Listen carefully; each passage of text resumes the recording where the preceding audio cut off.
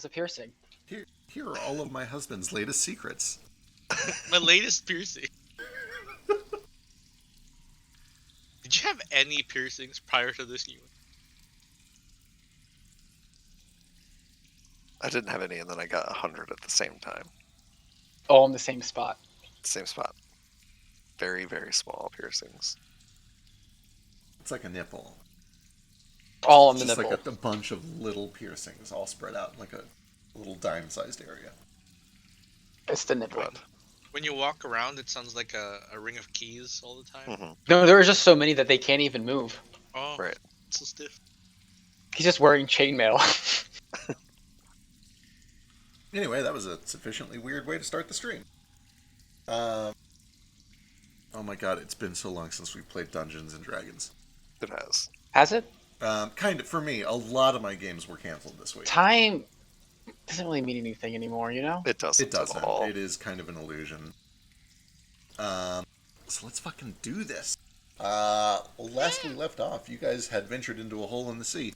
And were greeted by the ghost of a grung named Jeffrey, who was accompanied by his zombie. The zombie tried to attack you, but Ace was able to kind of restrain him with his weird forklift thing, and you guys have been just toting around his zombie body this whole time while the ghost follows you. The ghost explained that they used to use this cavernous area as sort of a place of rest, and also kind of a fuck pit. But you guys were able to determine pretty quickly that it was built right outside some sort of very large and ancient temple. You guys have come up with some theories about what that might be. There's some suspicion that it belongs to Corlin, or that it was the place where Corlin was sealed. And one of the things that was driving that suspicion was a mural, which is somewhere. I'll pull it up in a second. Behind that mural, though, once you were able to get inside, you discovered a couple more mind flayers with a strange beast that appeared to have been kind of purpose-bred to devour metal, and specifically Benoisium. And they were using it to slowly chew through a big wall made out of Benoisium at the back of the entryway to this temple. Ace, yes, what's up? Oh, I'm gonna wait. This is for after. This is a question. Sure. After defeating them and the beast, you continued down a hallway. You discovered a door, and when you opened that door, you found a very large chamber, similar to some that you've seen before. There's this kind of ebbing and flowing liquid at the bottom of it. Blue lights that kind of twist like veins, clearly made out of magical energy. At the center of it, a device that resembles Nomad's spellcasting focus, but larger. An Elbrat mind, as you guys have learned.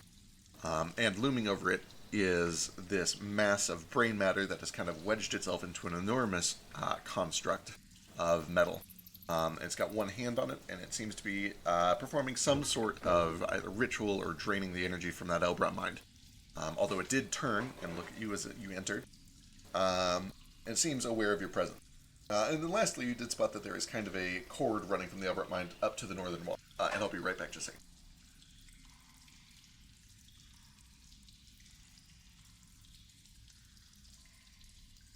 A cord. Oh. Yeah, we just gotta, this was before they had wireless technology. You know, they didn't have batteries yet, so it's Right. just plugged in. Okay, I'm back. Looks like they have Google Fiber. As we left off, you guys had just opened the door, and this thing had turned and looked and said something along the lines of, "I knew it was only a matter of time." And that's like right where we left off. Ace, Yeah, what and then would you I like to do? closed the door. I had closed the door. That's I right, you said, closed the door. I said, I'll come back later. And then I closed the door. Perfect. My question is, in our experience with the Benoisium, Yes. did it seem to have any like anti-divinity, not divination, but divinity properties? Boy, Nomad has done a lot of very extensive research with this. He spent most of his downtime for about a month and a half working on it in Saltpool, and he has not discovered any properties like that. And in fact, it doesn't seem to have a lot of magical properties at all. It seems to be very specifically made to non-magically throw off the perception of mind flayers. You found that is almost one of the only things that is unique about this metal. Gotcha. Okay. And now it turns out it can move stillstones. True. You guys have found a couple of filigrees that yeah, you have found that too. Ain't forgetting that shit. Yeah, no, that was an important part of the research too. All right, guys. Do we want to just go in there, guns a-blazing? Obviously. What's in there? Oh, Legion. Okay, somebody give me a gun. No. Somebody need to carry you, little dragon. Your legs all off. Do you I want to? Do you I want got- to? Yeah, forgot about all that. Oh my god. It's alright. I got Toto, and I'm feeling uncharacteristically bloodlusty. Let's go. Let's do this. Okay, I'm gonna get back into my forklift before we go in there. All right. How are you guys doing this? It's a narrow hallway with a single door in there, unless you guys have some cool plans. You just filing in? Mordo pats the Okay. skull that he's pulled out of his bag and stuck on top of his head and is like, well, they can't see me right now, so maybe I can go first. Well, I think that'll work on mind flares. Think this thing a mind flare? I think it's an Elbrot mind or an Elder it's Brain. an Elder Brain, which is the same thing. I know the answer to this. I don't know what you guys know. They're my greater favorite enemy. What do I know? Yeah, good call. Give me some sort of intelligence check. Probably Arcana. It was my boss. What do I know? Yeah, you could give me the same check. In fact, no, you can literally just test it with Nomad. Nomad, you can't see Nordo right now, but you're a mind flayer. The question is whether or not. Oh, okay, yeah, you could also give me an Arcana check. Yeah. It's like, this thing is loading slowly. Um, Don't forget your D4.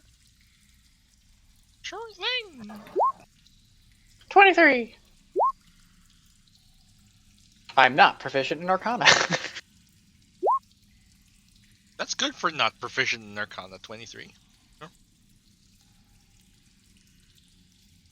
37.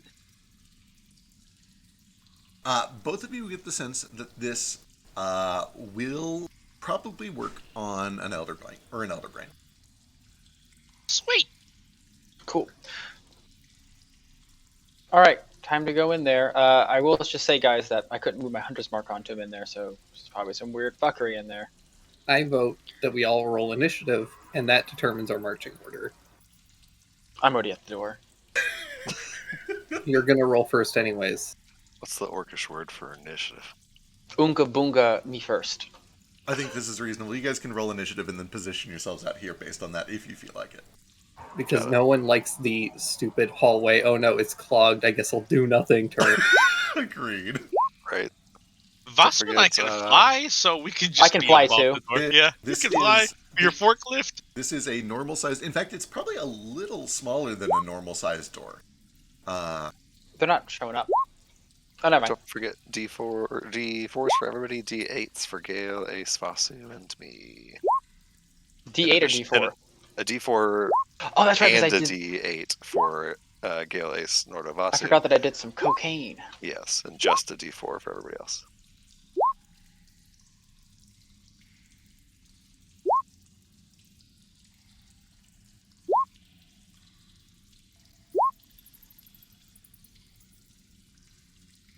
Ace is just blaring the Sonic X theme song out of his forklift.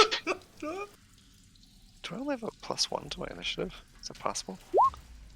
Oh boy, this is going to be kind of gross, guys. This is going to be some actually very gross side initiative.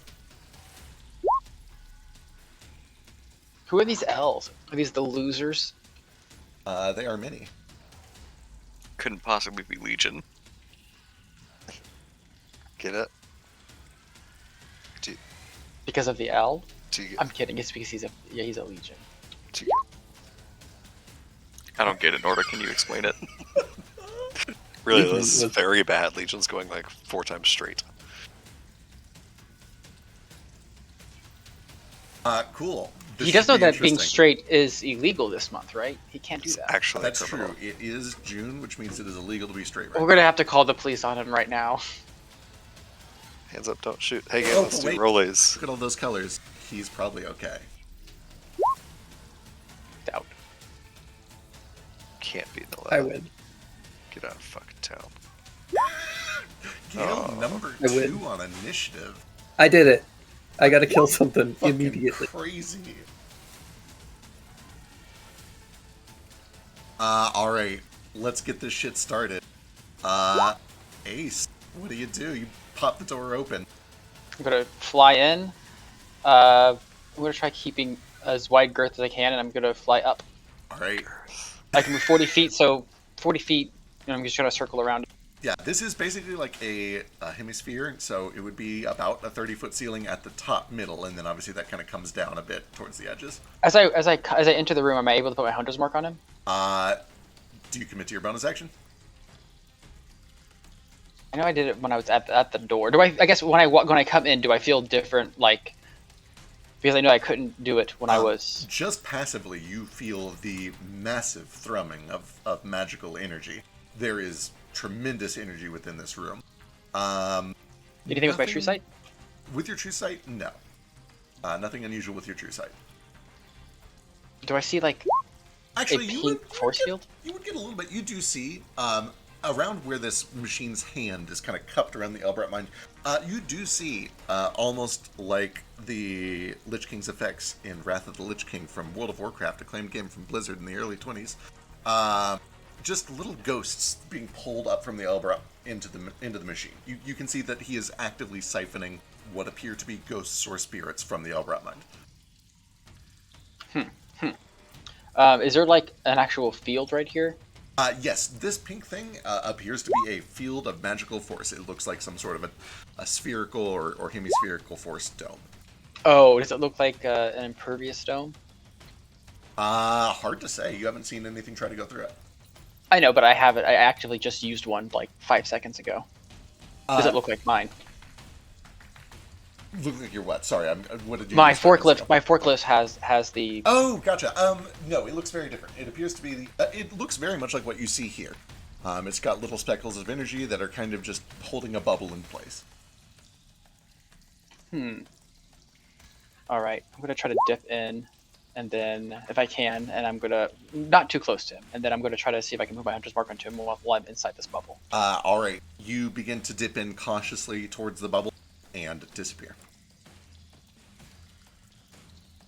Gale's turn. Okay. We'll come back to you. Actually, I hate to be that guy, but I'm on 26 on initiative. Oh, shit. Well, fix your fucking I initiative. did. Do it faster. Sorry. This is why I was grounded. I'm a little scam. True. I fly forever.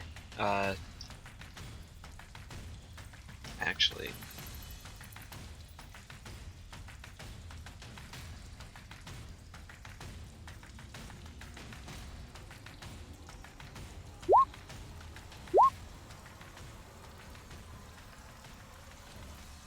So I've only got 75 feet of actual flight, but I've got 120 with my dash thing. Do I have like positioned myself in a this?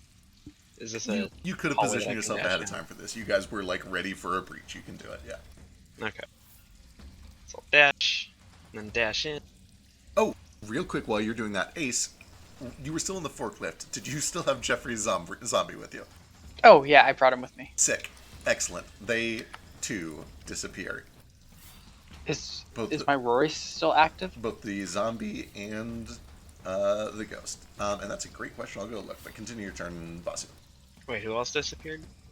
Ace, the forklift, the ghost of Jeffrey, and Jeffrey's zombie all disappeared as soon as they touched that pink bubble. Okay, so I like to imagine that since we planned this out and I went right after Ace, I'm probably like right behind him, and I do my dash here, and then I see him disappear when he touches that bubble, and I kind of just like stop for a sec. Do I see anything? I mean, I'm guessing with detect magic, I just see the whole fucking room. Oh, lights yeah. up. It lights the fuck up. You can see for certain with Detect Magic that there is a lot of necromancy happening in the very center at this core. There is, from the pink bubble itself, a lot of conjuration. With a touch of abjuration. It is both conjuration and abjuration. Okay. And Ace, you are no longer connected to your friends on Rari's telepathic bond. Cool. I guess as soon as I also lost my action. You still have it, but I'm going to come back to you in a second because I want to see what everybody does first. Okay. So I see Ace disappear. Yes. I imagine since we're all in our eyes, I kind of like try to reach out to him, but then I'll just be like, Ace is gone, and I don't want to go in there. There's a lot of magic, so I'm gonna stop my dash where I was at. I'm just gonna try this.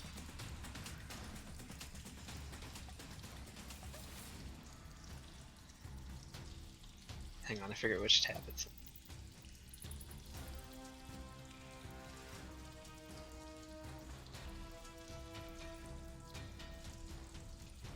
Here we go. Just some Eldritch Blast. All right, you kind of take a stance back here, and you lob these whips of flame towards Legion. And as soon as they hit that purple bubble, you see that they appear to be almost pulled in, like a solar flare being pulled into a black hole.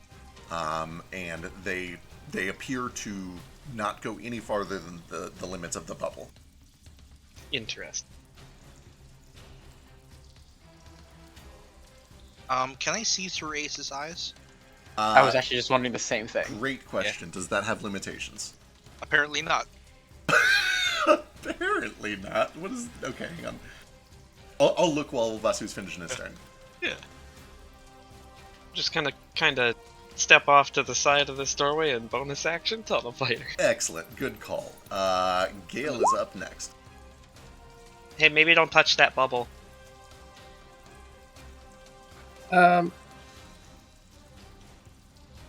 It's so touchable, though.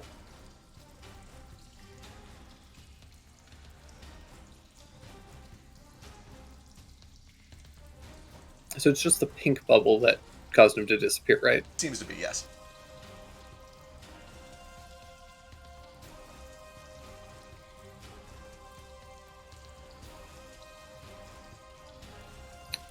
I want to step up to here. Is this like floor or... It is floor. It's covered in about 4 inches of what appears to be water, and there's lots of arcane currents running through it. Okay. By arcane, do you mean electricity? Your passive arcana is good enough to know that it's just energy. It doesn't look harmful to you. Okay. I want to take Toto, and we're gonna...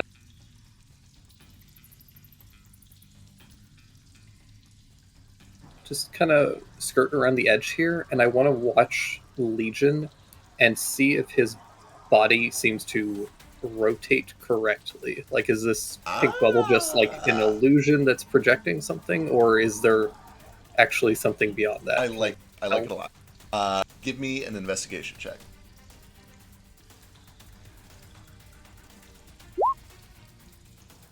You scrutinize very carefully. You have the advantage of being able to move to kind of check for weird parallax effects. As best as you can tell, it does look real. It does not look illusory. Everything does track.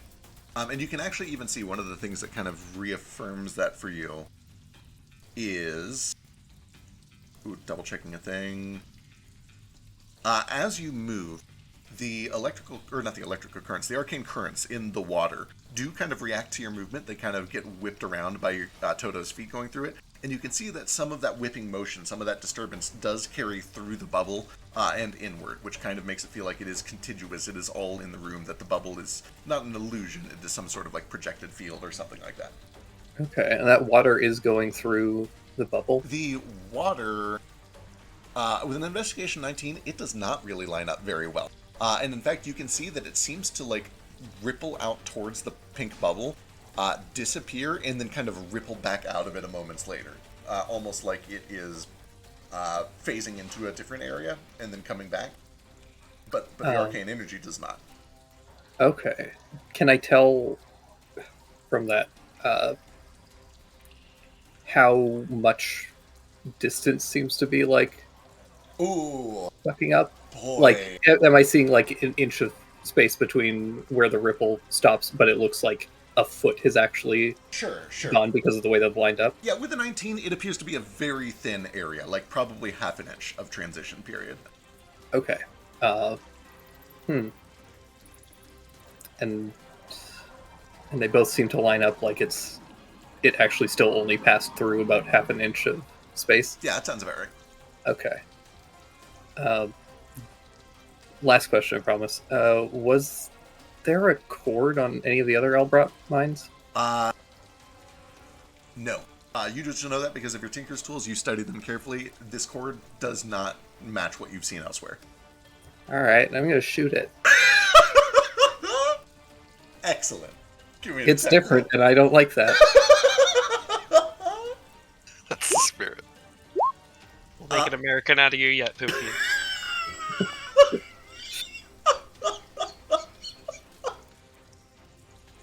classic. I don't know why I didn't see this coming, but I like it. What the fuck happens now? 20. Yeah, those both definitely hit. 26 points of damage is a fuckload of damage, way more than enough to destroy the casing on this cord. Boy.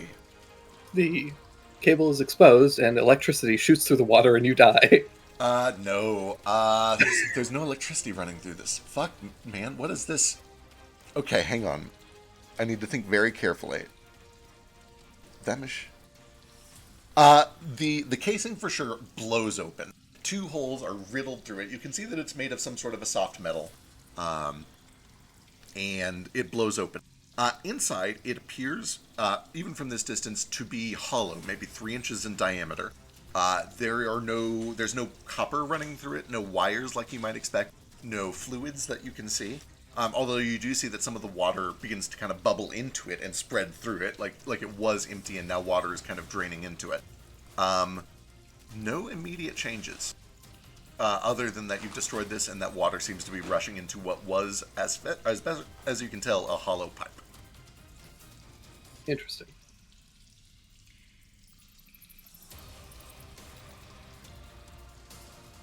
All right. I've done all I can. Toto, I guess, is gonna dash over to the rest of the pipe so that I can get a better look at it now. Excellent. And that's it. All right. He's gonna hack into it. Bring us to Nordo. Okay. Well, I will walk into the door to begin with. See the field, see Gale fucking with the cord. Can't really help with that. Looks like he's already cut her. I'd run up there and help him cut it. I presume on a passive perception of 21 that I see no trace of Ace whatsoever anywhere, right? Correct. He gone. He gone. With a passive arcana of -1, or of 9. Yeah, negative, so 9. Sure. Is this obvious that this is like danger light? Danger bubble? Oh boy, it's definitely magical for sure. You were close enough to see that Ace touched it and disappeared. Oh, okay. I didn't know if I was close enough to see Yeah, that. you have good perception, and everybody was like crowded around the door. Okay. He didn't call out in pain. There was no burst of blood and feathers and bones. He just disappeared. Okay. With an Arcana of 9, you don't really suss out much more than that immediately. So that's enough. You got I'll go Thanos ahead snapped. and bonus action. Nordo. Well, actually, I'll do one thing before this. I think we already established this, but just in case, does Legion look in my direction when I walk in the door? Yeah. Does he? Right. No, thank you for the reminder. No, he does not. Okay, cool. That's what I kind of want to check. I'll kind of like walk over here and see if he like eye tracks me. Okay, cool. Yeah, no, he does not seem to be aware of your, or at least he does not be able to make like a fine sense of where you're at. He might be aware that you're somewhere nearby, but he doesn't seem to be able to say I'm not being stealthy, so there's presumably splashes in the water anyway. Sure. Nordo will kind of pace that way, like axe in hands, looking like, what the fuck am I supposed to attack? And then he will explode into a cloud of sand and attempt to just reappear on the inside of this thing next to him. Fucking excellent. This is essentially Misty Step, right? It is. Cool. I need a charisma saving throw. You Well, that should go immediately well. feel a tugging sensation. You've been teleported plenty of times. You can tell that something very powerful is trying to teleport you to intercept this process. The DC for this is quite high. Good luck. I can't succeed unless it's 20 or lower. Oh yeah. Oh no. Oh, Now we're cooking. Wait, Lord. though. Yeah, that's Wait, a 1. aren't you a real monk? You can. I'm not that real anymore. Oh. Fucking sick. Keep track of any actions that you had left on your turn. You disappear. Oh, now he's gone I too. will be back to you momentarily. Oh, Nomad, no. you do. I had to look it up. This is not limited across plane. So for comparison, Beast Sense is a level 2 spell, and that works Yeah. across planes. Yeah. We've done it before, actually. Yeah, you have. We've- I remember now. You do see what Ace is saying. It is a little bit bizarre, but I think now is an appropriate time to reveal it because we have 2 people in there and you guys would be able to communicate. So for a moment, let's jump to just Ace and Nordo. Ace, and then just a second or 2 behind you, Nordo, find yourself suddenly spilled out into what you can kind of both immediately recognize as the transitive ethereal plane where souls wander as they approach death. You guys have been in this sort of a place 2 or 3 times before. Once in Firebird's Roost, again when Ace almost died. You can see above you this pitch black sky that is littered by what looks like an aurora or dancing green lights. This magical energy that you know to be unsafe. You know will rend you apart if you were to touch it. You've seen monsters come out of this green energy as you watched it too close or approached it or touched it. However, you see something that is a little bizarre to you and something that you haven't seen in this environment before. You look around and you see statues. You see buildings, obelisks. In the distance, you even see what look like they could be residences. Sandstone buildings, maybe 2 or 3 stories tall.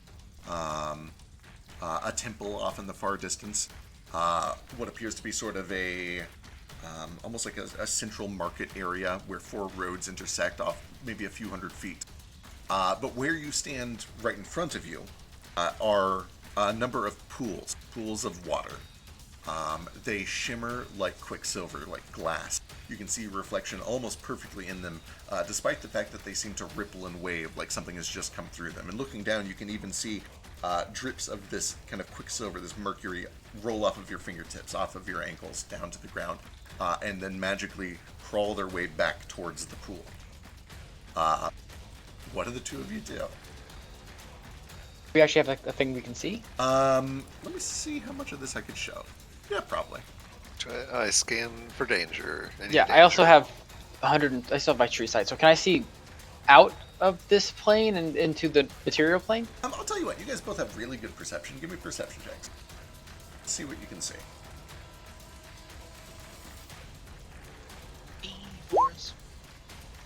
About 30. Save mine. Excellent. Excellent. Yeah, both of you take a look around and kind of get your bearings. Beyond the immediate surroundings of where you're at, you see tall mountains, crags that kind of poke up towards the sky. You see this energy has to twist and swirl around them. Beyond the immediate surroundings of these pools where you're standing and some of the buildings, you see what appear to be people. Small people to you, Nordo. They appear to be mostly Kenku, Kuatoa, a couple of kobold. And you can see that they are behaving oddly. It almost looks a little like the scene in Unmirage, where they're just standing there, kind of nodding in place, babbling. And that is what kind of catches your attention, Nordo. As a few hundred feet away, there are probably 12 to 20 of these small humanoids that are just standing motionless, babbling in place. Ace, you see that as well, but you can see beyond that movement, a silhouette against the darkness. And you're able to tell after a few more of these quick, sudden moves, it looks a little familiar to you, but way too big to be what you think it is. And you have to watch closely, and over a couple more seconds, you realize that it is, in fact, an enormous legion. Perfect. Looming over what appears to be an Elbrot mind in a crater, far, far off in the distance, about 1.5 miles or so. A mile? Oh, they coming. You guys are right here at this southwestern pool. There are a bunch of weird humanoids up here that seem to be just staring off to the northeast that have not noticed you yet. Well,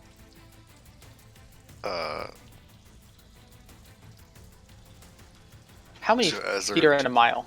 About 5,000. 5,000-ish. 5,000. 5,280 to be exact. That's Hey, stupid. there we go. How many football fields is that, though? I don't know. Can you give that to me in football One. fields? I only know that it's 5280 because of a Haywood Bank song.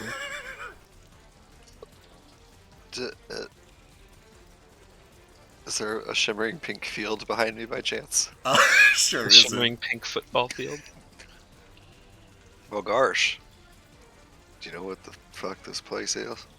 The same place that we were at that one time, so the giant Albert mines. I'm assuming this is where they actually exist, and what's on the material plane is just maybe a representation of it. I'm gonna like try to use Nomad's thought speech, see if I'm like able to connect telepathically with the Raris. None. No connection through telepathy or through Raris. He can see what we're doing. Don't worry. Yeah. Well, that's good at least. Do I still have Rory's with Nordo? What a great question. Hang on. I They're in don't the same think place. that you would, but let me see. Forge a link. Yeah, you two can still speak with each other. That's good. This is an important bit. Yeah, this is an important bit. You watch as Jeffrey's ghost and his body both tumble in right after you guys, besides you, still kind of covered in this film of quicksilver, which rolls off of him and then back into the pool. And then seconds later, you see, as if somebody had turned on an electromagnet, both his body and his ghost are yanked at tremendous speeds towards the question. umbrella. Yes. His body is currently in the tractor beam of my forklift, which can hold 6,000 pounds. Interesting. He's ripped in half.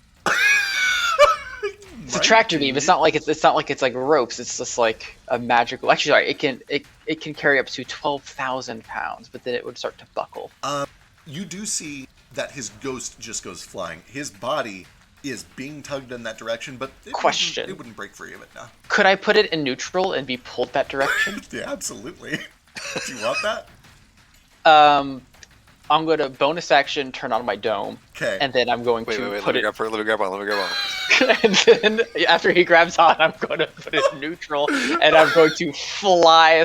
I'm going to try to control a little, steering wise, but I'm going to let it go in neutral so I can fly that direction, because I gotta get over there fast, and I can only move 40 feet around. As we are halfway through the first turn of the initiative, we've been streaming for 30 minutes, and you have already circumvented 4 things that I thought you guys would do. I love this game so much. That's D&D, baby. I love this game. This is the best game. This is just Marisha and the goldfish. You guys are going to splatter against Legion at 1,000 miles an hour. Hey, die. Listen to me. If damage reduces me to 0 hit points, I can spend a key point to have a hit point instead. There is not a cap on how much damage that effect works with. I'm also in a dome, an indestructible dome. So, but I'm going to try. I guess if I can, I'll try to use the brakes a little bit to not fly 1,000 miles per hour. No, don't use the brakes. Become a bullet. Kill it instantly. Yeah. Actually, that Yours doesn't is the sound like a forklift that horrible will idea. pierce the heaven. I will just get into my shell and use here's what I'll do. I'll get on the front of it while we're being pulled at Mach speed. You slam the brakes and fire me like a bullet. If you just get off, I can activate my flames too, so I'll just be a flaming ball of protective energy. Even better. Okay. Fucking sick. If you cheese my arc boss, I will love you forever. Okay, Nordo, get back. I'm going in. You ain't going in alone. Well, the fire is gonna hurt you otherwise. I'll be fine. You're not going in there alone. All right. Fuck it. All right. Sick. You guys. So I'm gonna use my action to activate the protective dome, and then I'm going to use my bonus action to activate the fire, and then I'm just gonna put it in neutral Hell. and aim yes. it right at him. Hell yes. Sick. All right. Good luck in there, guys. Nomad, you see all this. What do you do? A parchment. A bit of parchment comes out, and just on the parchment, hastily scribbles question mark. Yeah, I'd say that could be done pretty quick. Is it faster to draw several question marks or just write what? For Nomad, he writes blisteringly fast. Oh, I forgot you had this feat for this. Okay, yeah, that's fine. We should just learn sign language. We could just sign. Yeah. language. It's not easy to learn language. We should, though. We should at least have some hand gestures, I feel. That's I'm safe. I'm gonna do something weird. Or, Bye, bitches. I'm outie. That's it. Yeah. It appears they're alive. They're in a different plane with a larger legion. I say to everyone here, either we must go there to meet the Nah. true form, or try and stop this one here. Though this field will teleport anyone who touches it, or tries to teleport inside it. Over there. They are alone. I might be able to deal with this one, but Nomad, I'll need you here for just to let me know if this is doing anything. Okay. And then feel free to jump on in. I'm going to do something a little stupid. Well, I'm like, okay, so we're all doing crazy things here, and I am one of you. So let's do something crazy. How far is this? 10? He stays here where he can't be seen, and then he does just put a hand over his shield and his holy symbol. And he says, "My will be done." And I discorporate all magic around me in 10 feet. Is this Yes. an anti-magic field? Is that what this is? Yes, Sick. I cast Wish specifically to be anti-magic. Fucking gnarly. So I touch down on the ground because I can no longer fly or communicate with anyone. Yep. Telepathy drops. Any magic items that you're wearing become temporarily disabled. That is also true Yep. for Vasu, and I think Moat is just outside of the range of it. Yeah, it's just Ah, outside. you son of a bitch. Rut row. My vision goes black on the other side. Yep, Yeah, vision on goes the other black on the side. other side. Alright, you have a 10-foot aura of anti-magic. So let's see, that's 10, 15, 20. Does anything happen? Let me go read. This is a great question.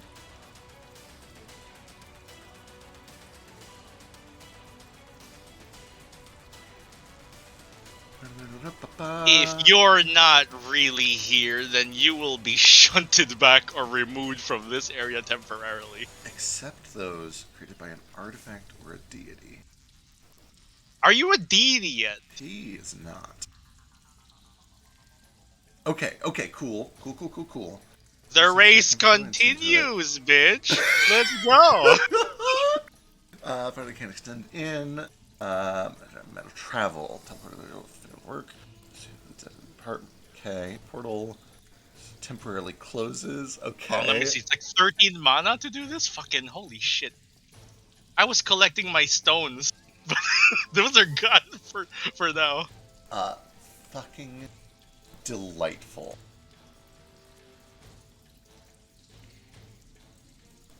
Sick. As you step in, a couple of things are noteworthy. First, the blue energy in the water, it seems unaffected. But only the blue energy in the water. As you approach, you see that a small circle of this pink force field, the size of a dime at first, but then rapidly growing as you move towards it, expanding and expanding as your sphere intersects with it, disappears. You carve a circular gate through this pink sphere. And behind it you see Legion, as best as you can tell, exposed, unprotected by this field, still looming over the Elbrot mine. Sweet. I have 10 more feet of movement. Of just Keep walking. the door open. Don't get too Yeah. close to the mind. No, I won't get too close. I just have to engulf this bitch over here. Fucking gnarly. How? My AC is too lower because my armor is no longer magic. Let's see. Creatures and objects. Created by magic. Summoned by magic.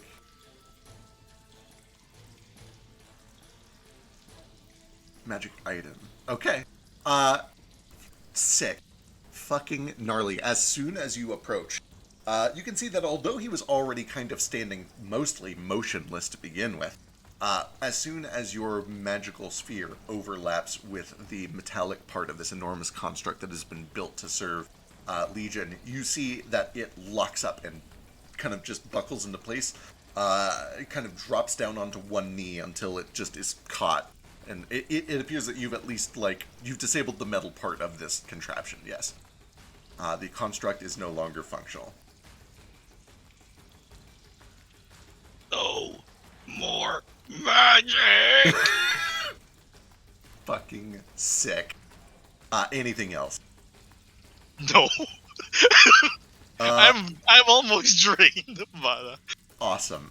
It is worth mentioning, and you would see this. No, actually, you wouldn't see this. Okay. Sick. Awesome. Cool. We'll come back to that in a moment, but for now, it's time for Legion's turn. Legion is upset. You've just disabled his toy. What you gonna do, tentacle me? Huh? What you gonna do? Man immediately before being tentacled. Tentacled to death. You can't say, what's he gonna do, tentacle me. What's he gonna do? Tentacle me with those 50-foot long tentacles? I'm just gonna slap you silly with this here suckers. In a zone of anti-magic where there couldn't be a better place to just hit someone with a tentacle. It's better than the Mind Blast, to be completely honest. Absolutely. But don't you worry, I got that covered. Don't worry. The cool thing about this is if he's just a regular Elder Brain currently, good luck hitting me. And eating through 140 wizard hit points. Shit, I should have healed before this. Where is... I know I have this somewhere. Where the fuck is it? But we're doing crazy boy things now. Alright, that's fine. We're just going to use this instead, because I can't... Alright. Perfect. Wait, okay, hang on. How does that interact? Oh, boy. Well, that's not great. Oh my god, that's so slow. That is not cool. Welcome to hell.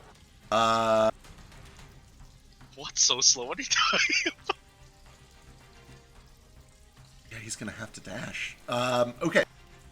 You watch as the writhing mass of flesh that has kind of piled itself into this machine begins to pull itself free. There's a suction as it kind of like disconnects and begins to crawl, pulling itself by its tentacles through the soup at the bottom of this chamber.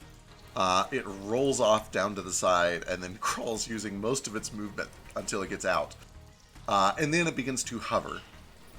It's able... Oh god, it has so little left. It's able to get 10 feet off the ground and is basically hovering directly over the Elbrot mine. Uh-oh. That is that. That is that. Can it do... Get down here!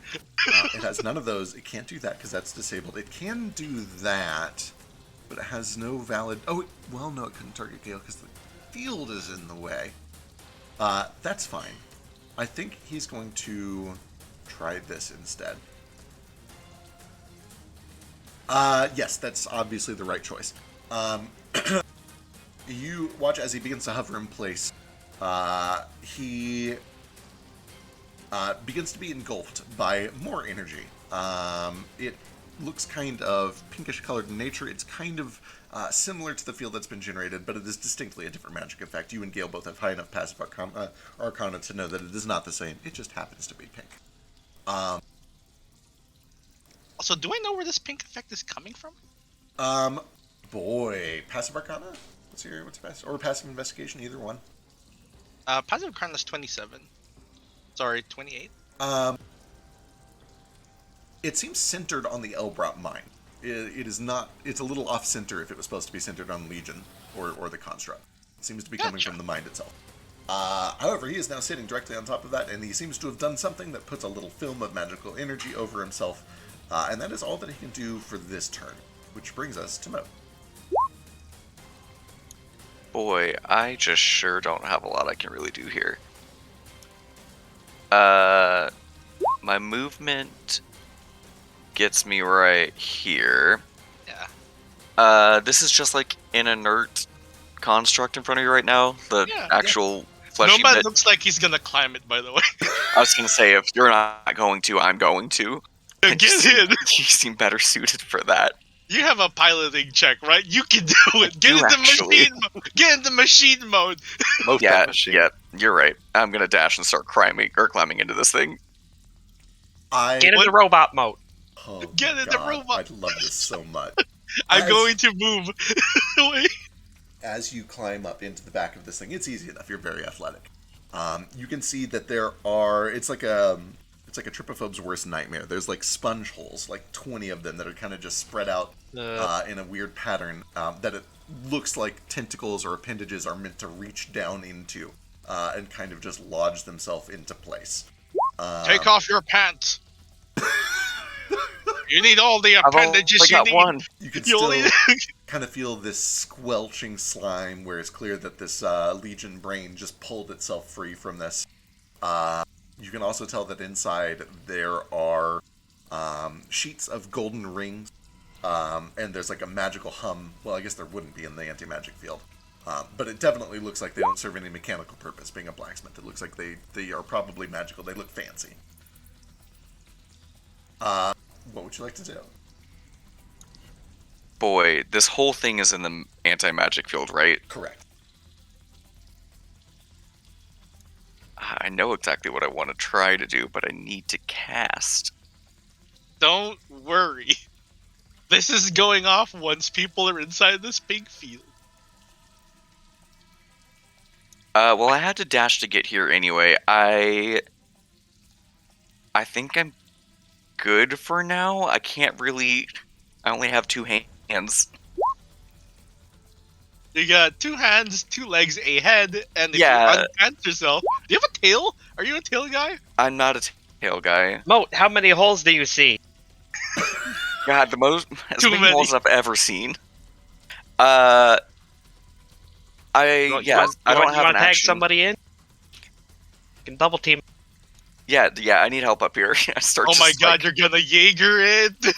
yes, and yeah, I look like I want to cast a spell, but we've already established that, and then I don't have a bonus action, so I should be good actually. All right, sick. This is the best game that anyone has ever made. Cool. Next up, Legion again. How many legions? So many legions. Many. Can't do that. Can't It's do like that. there's a legion of legions. Can't do that. Wait, what is this over Pathfinder? He said this is the best game ever made. Oh shit! I did. I accidentally said it out loud. That's fine. You can't do that. You can't do that. Oh, I can do that. Uh-oh. I can do that.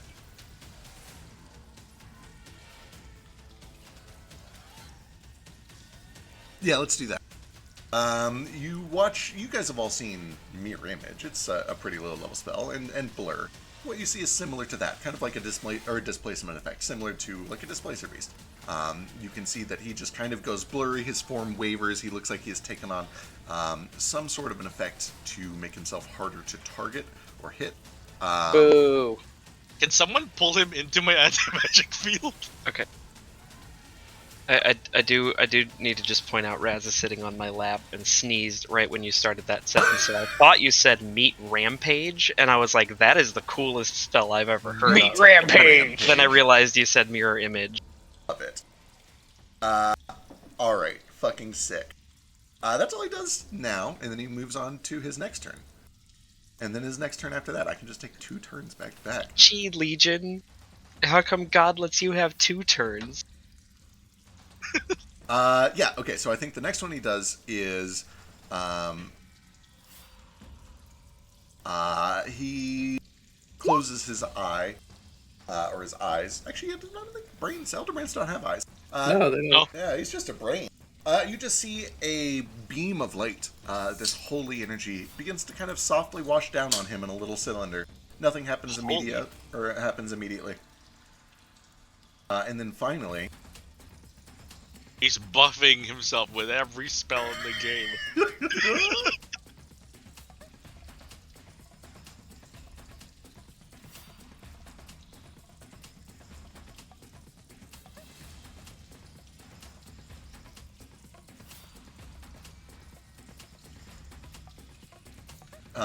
Cool. And then I think the last one, he'll do that.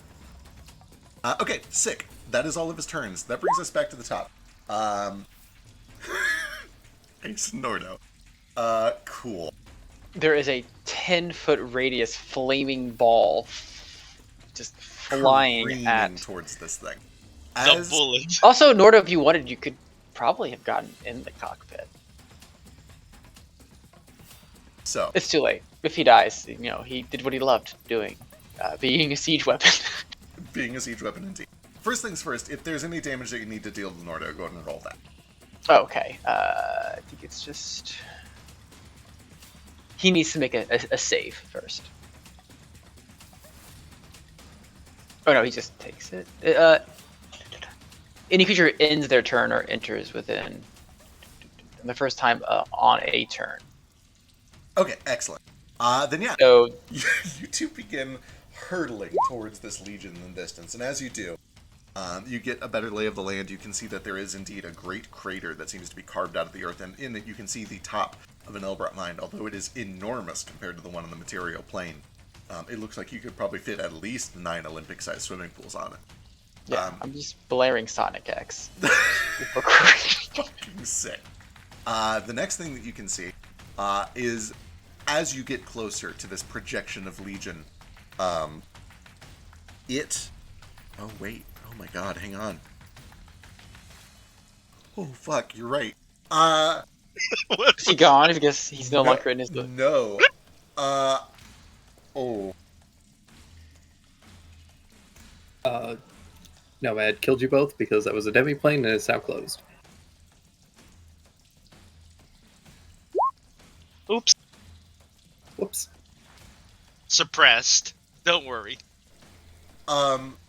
As you are approaching, you see the projection of writhing mass at the top of this towering kaiju, who, for the record, is like a good 35, 40 stories tall. This thing is fucking huge. You watch as the fleshy part of it disappears, like it is just phased out of existence, like it's teleported. The robot stands there, motionless, ominous, like Shin Godzilla after he does his beam, for about 5 or 6 seconds, like he's just been completely depowered. And for a moment, you begin to wonder if maybe the threat has been neutralized, if your friends have finished the job outside. But then you see... a giant moat get inside of it? You see this face at the center of its shoulders that formerly had its eyes closed, its mouth in a very neutral pose. Suddenly, the eyes both burst open, and you can see that there is a red light that pours out of both of its eyes. The straight, kind of unamused, simple mouth curves down into a frown, exaggerated, twisted, overly grotesque. You see it looks down at its feet to the Elbrot mind, begins to raise both of its fists up, and slams down onto the Elbrot mind. You hear the sound of a cosmically large pane of glass begins to shatter, like throwing rocks at a frozen lake, and you see a split begins to crawl across the surface of the Elbrot mind. He brings his fist back up for another, and then another, and it's about this time that you impact. Did we... How much... Sorry, I missed a little bit of narration there because I was up. How long was we in Ace's flight? 6 billion damage. Extremely fast. If you don't... So I'm going to let you guys both kind of act on the same initiative here unless things change because you're kind of in the same scenario. You get the feeling that, A, you are rocketing at uncomfortable speeds toward this. You definitely have some whiplash. It's probably... You're going to feel this in your back in the morning. And within about 5 or 6 seconds, you're going to careen into... it appears to be drawing you towards its feet, towards the Elbrot mind itself, not directly towards Legion. What do you guys want to do? Well, I'm going to steer. I'm going to use it to do like a a slingshot. Like a slingshot? Hell You yeah. are the blue shell now. But what I'm going to do is I'm going to climb into my bag of holding so that just part of me is out of it, and right before impact, I'm going to duck inside my bag of holding so I don't quickly damage. Beautiful. And, also, good luck, Jordan. I'll be fine. You take 4 fire damage for holding onto my flaming rocket. Okay. You gonna be okay? Oh my god. Once we're like danger close and Ace... I don't know, what do you tell Nordo was going to happen? He doesn't understand. I'm going to get into my bag of holding and we're going to make impact. It's going to be really, really bad. Understood. I'll brace myself. Actually, hold on. Do you still have any explosives? It's worse. As whenever Ace gets into his bag, I will use a bonus action. I will squeeze my axe between my hands, get ready to basically try to like time a jump to leap off this thing right as it approaches and use the momentum. And I will just say the orcish words for blood and glory and rage. And I'll use my action to... Oh, that's concentration. I can't cast a spell while I'm raging. I'll hold my action to attack when I make landfall. The one time you're using rage is when you are guaranteed to die when you hit this thing. Oh, you have little faith. I do want to try one thing right before as we get closer. Is Sure. how fast are we going? Fast. If I can't, Like, okay. like. I mean, we moved a mile in 6 seconds, so... Yeah. Yeah. Yeah. Mile in 6 seconds is like You- 60 miles per hour. You can both. No, it's even way 100? faster than that. Even Nordo, with his impressively low intelligence, knows that if you moved this fast on the material, like, there is magic involved or you would be dead. Like, there is no way you would move this fast on the material plane and not be dead. You are easily breaching Mach 1, maybe even Mach 2. Okay, I'll just... Collision! I'm assuming I don't have enough time to, like, bonus action move my Hunter's Mark to him. Does that have to be within 90 feet? I'm assuming I wouldn't have time for that, so unless I can just quickly do that as I'm ducking in my bag. Move it to the... Colossus thingy. I don't know if it can even work on it. Okay. Ace, I need a vehicle. If it... Okay. Of some sort. Okey-dokey. I will call it dexterity, because I believe it is dexterity. I thank you for that. Very generous. Can I argue that I have proficiency, even though I don't? No, you can't. Could I argue it's a mode tink- campaign, Could you I gotta could try. I could I argue Tinker's tools? I'll give you half your proficiency for that. Hell yeah. Plus a D4. Mm-hmm. Gonna need it. Forklifting. 23. 23, you feel this cosmic gravitation towards this Elbrot mind. Oh! Oh my god, Ace, give me a charisma check. Oh no. Why? For reasons I didn't even consider that this might apply to constructs. Oh. What? Is it against an aberration effect? Because if it does have No, advantage against saving It throws. is against a divine effect. Divine effect. I'm not very good at these. Believe in Oh you. my god! Praise be blessed. be the D4? fruit. D4? Oh, Yeah. Oh my god! D4's The only gods once a want turn. me to D4's only succeed. once a D3. turn. Oh. Oh. You and Nordo What's yours? begin rocketing at unprecedented, unsurvivable speeds towards Legion. And at first you feel like this plan is bulletproof. It can't possibly go wrong. You've turned yourselves into a giant cannonball that will explode on detonation. And then there is this sinking feeling, both, in your gut and also very physically, as you realize the gravity is not pulling you towards Legion, but towards the Elbrot mind. You feel yourself losing altitude fast. You feel yourself dropping. You're not going to hit the face. You're not even going to hit the torso. You'd be lucky to hit the ankles. And you begin to pull up. The vehicle creaks and groans against the gravity or whatever this supernatural force is that the Elbrot mind seems to be exerting on you and on the ghost of Jeffrey and on both of your spirits and bodies. This forklift, 6,000 pounds, nothing. Snaps like a twig. Not even a chance that you could fight against it. And then there is something that just clicks, like a fire that burns your shoulders. You let go of the forklift. Well, Ace, you feel a force urging you, pulling you free of the forklift. Do you let go of the forklift? Does it... What is it? I guess... What do you mean by pulling me from the forklift? You know what? You nat 20 this charisma saving throw. You feel that this gravitational force, you can ignore it. You can ignore it, and to some degree, with a nat 20, you feel like if you were to reach out and touch Nordo, maybe he could ignore it too. I'll do that then. Let's ignore it if we can. With a natural 20. So, we've talked a lot about the bonds of sympathy and how they can extend to items. If you've built a sympathetic bond with an item, like a family heirloom, or a forklift Loves that it so you very much. much love. And worked on with my father and Nomad. With a natural 20, as you're grabbing Nordo and preparing to abandon this forklift that you've worked so hard on, that you've come to love so much, you do sense that maybe somewhere deep within its metal contraptions, there's a mote, an inkling of a soul in there. Do you want to try to extend your power to the forklift? Hell yeah, I love this forklift. You feel an upsurge. You feel freedom. You feel the shackles of the weight of the gravity release you, and then release Nordo, and then with a strain, with a pull, you feel the forklift itself begins to curve upward.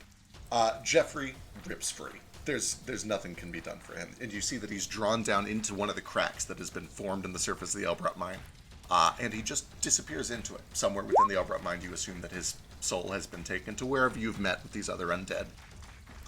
You, the forklift, and Nordo, still moving at breakneck Mach 0.3 or 3.5, go careening into Legion.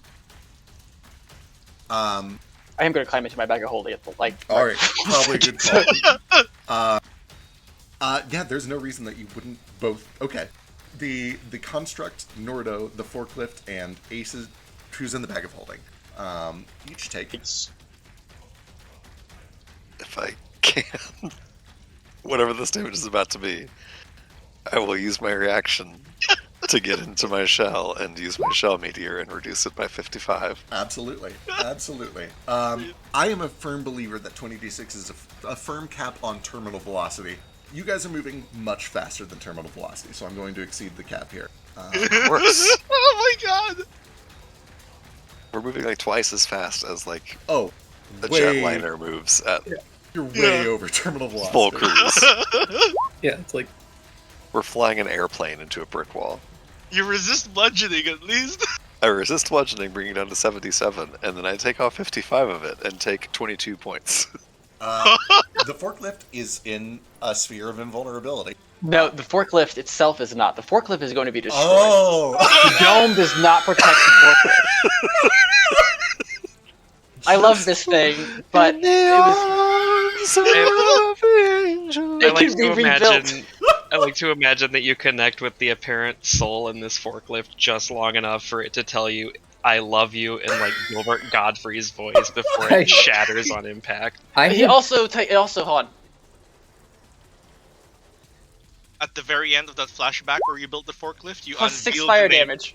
Oh! Plus 6 fire damage because it was on fire. True. At I the had very to- end of that flashback where you built this thing, you unveil its name, and it's like Kakishi 2. There's a really great instrumental cover of Arms of the Angel for everyone. Yeah, here it says it protects creatures within its cockpit, but not the machine itself. So, rest in peace. I'll have to think of a good name for this thing that's now destroyed. Kakishi 2! What were you saying, Kale? Kakishi 2 already exists. this is the wildest ruling you've ever made. At any point, I had to fight to give Toto a soul, and this forklift, as Ace is killing it, actively, he's like, yeah, it can have a soul. You're not wrong, but also you'll come to understand more in the next little bit. Maybe. Wildest ruling. I get the feeling I might have an inkling, but Yeah, I think you might have picked up on some things, but we'll let's deal with the outcome here first. Ace. So okay, the bag of holding is going to take. Well, it's bludgeoning damage. You can't bludgeon a bag. Yeah, no, it's a bag. You drop a bag from a million miles, it's fine. The bag is fine. Ace is fine inside it. Okay. Dropping a bag is very different from Yeah. hurling it at 600 miles per hour. I would encourage you also- to like look at what, like, I don't know, a piece of luggage off of an airplane crash looks like. Like, it's probably not in good shape. And it would be so much funnier if this thing's ruptured. Okay, you know what? Let's do some ruling. Bag of holding, small object, 5 hit points to start. But it does have magical protection, which is... I have a rule for this. Where is it? Wiki. It's crafting immune magic to all items. damage except piercing, according to the also magic item. also because it was inside of the dome, it takes no damage from outside. Oh, true. So the only thing it's going to take is going to be it smacking against the inside of the dome. It's not going to take any damage from like the impact of outside stuff, if that matters. This is a pretty song. I also don't see anything about it being immune to all damage. Might be another edition or something. Oh, no, I'm joking. Okay. It only lists piercing as the thing that can destroy it. So I'm like, oh, it's immune to all damage except piercing. All right. It was inside the dome though. That is legit. So, yeah, there is an explosion that slams into kind of right at the thigh of this thing. You see this hulking titan begins to buckle under the weight of the damage that's just been dealt to it. And you do see as its eye is now turned towards you, Nordo, and to Ace as you poke your head back out of the bag, which has survived thanks to the resilience sphere. You watch as the debris of the fireball that was once your forklift has begins raining down on the surface of the Albrat mine. And it begins to raise its fist back up, this time not looking straight down at the Albrat mine, but looking at the two of you. Anything else on either of your turns? Did that take any actions or anything? I had a held action. I'm gonna start swinging on this motherfucker. All right, give me a swing, Nordo. And you know what? Boy, you... Did my hunter's mark land on him? Sure did. Yeah, you could use bonus action to transfer him. I am gonna say interacting with the bag of holding is normally an action, so I'm gonna charge you for that. Okay. Did you actually deal 130 damage to Legion? 150 after fire. Oh, 150. Sorry, 130. Yeah, I guess I'll get out of the bag of holding and then just, I don't know. Actually, can he see me? I'm in an orb of darkness. That can only be seen through. Like he sees something. Okay. Out of curiosity, can it see me? Sure seems to. Okay. This thing is a Titanic. Like Right. like looking at ants, but it definitely seems to look in the direction of both of you. Okay. So it I can was see curious him. about my like illithid skull thing, but it's not an illithid; it's a construct. Yeah. All right, I'm gonna. Okay. swing I guess on I'll just get ready to run around. You drop down in between the toes of this thing. It's like attacking a barn. That hits for sure, and it does double damage, I think, because you're a siege weapon. I forgot about that. I am a siege weapon. Holy shit! I assume it counts as a can't structure? fail a DC 17 strength saving throw. No, it cannot fail that. But if a 15 would have hit and it can be prone, it is knocked prone. It is not prone. It is not NOT. That's good. It takes some wounds and some stacks of bleed. Next attack.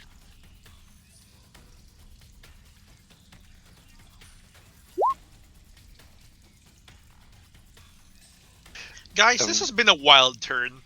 And for what it's worth, where did we make impact upon this body of Legion? Are we like shoulders, chest, face? Right at like kind of the thigh, and then presumably fell down as the sphere was kind of like blinking out of existence, and are now landed right at its feet. Oh, okay. Unless you wanted to try to like use your reaction to hold onto it and be like at its thigh or something. Yes, I kind of would if I could use my action. I know I've already kind of made the attacks here, but I'd rather kind of try to use my action to get up it as far as I can, get up toward its noggin. Yeah, I'll allow that. You I'm a monk and can run up walls. Absolutely, you could use your action to dash and just start scaling this thing. Okay, cool. Yeah, sorry, I know I already rolled those attacks, but Totally yeah, I thought we were a little bit up higher. So yeah, I'd like to just start like monk parkouring and climbing my way up this thing as far as I can make it. What is your total movement? Normally it is 55. I've already used my bonus action. Use my action to dash and movement. It brings us to 110 total. Sick. That gets you to about its like the underside of its armpit, basically. Okay. Cool. Ace, what are you doing? Do you kind of ride the bubble down to its feet, or do you try to like disable the bubble and hold on, or where do you want to be? What bubble? The invulnerability shield produced by your forklift. I assume that once it Oh, okay. Like, where am I trying to be like at? Flickers out. Very well. I was inside a bag of holding, so I couldn't do anything. True. Okay, then your bag of holding lands on the ground. You are at its feet. Nordo is basically around under its armpit. Let's jump back out to the real world. Wait, real? It's all imaginary? You guys see a little spark as this thing's knee kind of blows out a bit. Oh shit. Holy damn. It kind of buckles. However, when it does that, you see that its face, too, seems to awaken. The eyes open and begin glowing red. It can't move most of itself because it's mostly engulfed in the anti-magic field. but you can see that something has awakened within this machine. Oh my god, did you guys actually just get Honey, I Shrunk the Kids? And we're just gonna, like, Nomad's gonna step on you at some point? God, I hope so. Well, I'm assuming it's not exactly, because he's not standing on the Outright Mind. Alright, that brings us to Vasu. The metaphorical world. Oh man. Decision time. I mean, this. Okay. So just to be clear here, because I don't know how much Vasu would have actually seen before poking his head back through the doorway this turn, anyway. But this thing got kind of deactivated because it was mostly a magical robot, and this is like a little Krang sort of Elbrat mind Right. guy big, that by the hopped way? out of him, right? That's pretty How big. big Yeah, is it's like the size of a sofa. Well, I say little, mostly comparing him to, the big robot it just hopped out of. Yeah. But also, importantly, that is outside of the magical zone, so I don't even know if I can see it right now. You definitely can. Yeah. He's floating about 10 feet above the Albert Mine. Okay. Where's Moat? He's up on the back of He is climbing the Yeah. rope. Yep. Okay. You know what? We talked about it last turn. I'm doing it. I'm gonna fly up on the back of this Legion that has recently reactivated itself, and who knows, maybe that'll make this easier. How far is Moat away from me when I think we're both up on this horrid little cockpit made of multiple holes Yeah. for insertion. You guys can both get like right next to each other very easily. You have lots of movement. Okay.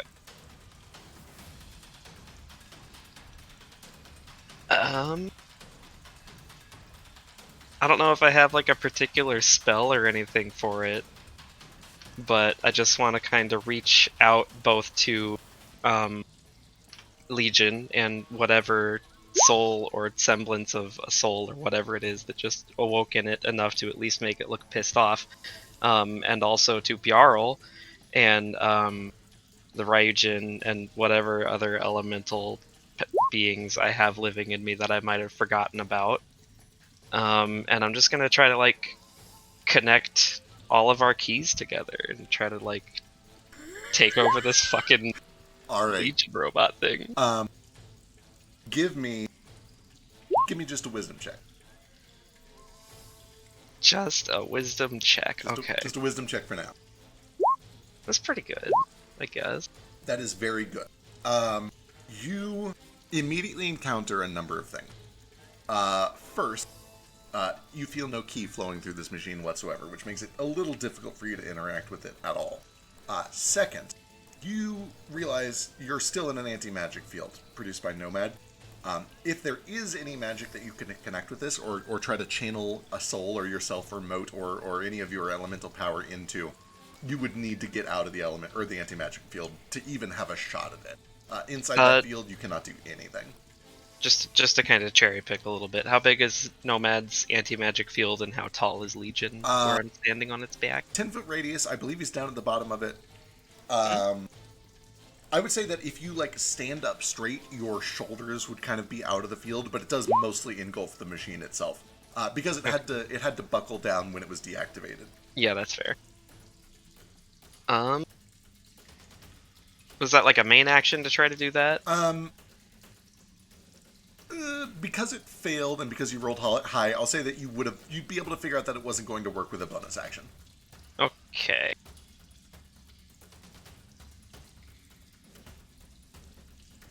Okay, so I'm.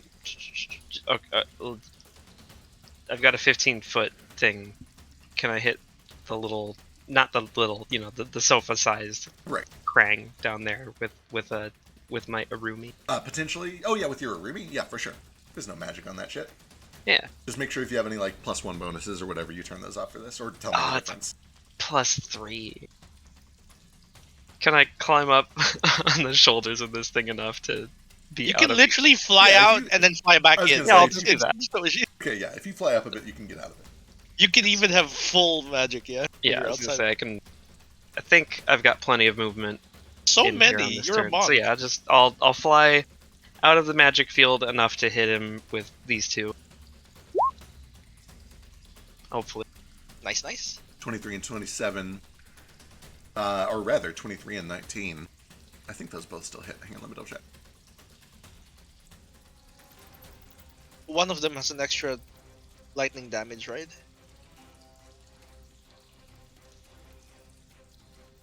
Yeah, there's. Let me look that up. The Is it 23 does land for 15 points of magical slashing, and I think it also does some lightning. Yeah, the second one doesn't do lightning damage, right? Is it once per turn? Yeah.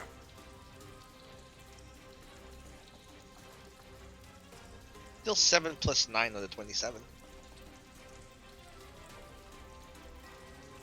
So yeah, once per turn, 2d6 additional lightning.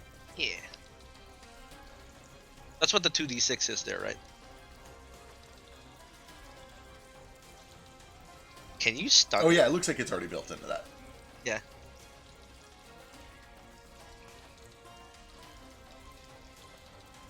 All right. Also, is it smaller than the average Elder Brain? Yeah, yeah, maybe a little bit. I think it probably would be. So the first one does land there, the 23. The second one, he does seem to dodge out of the way of it, and does not land. 8 extra lightning damage, and I'm running very low on ki, but this seems important, so I'm going to try a stunning strike. All right, delightful. You find, well, you would learn this anyway. You find, first of all, he's very hardy, and second, you don't feel any sort of a connection at all. You get the sense that he's probably immune to this.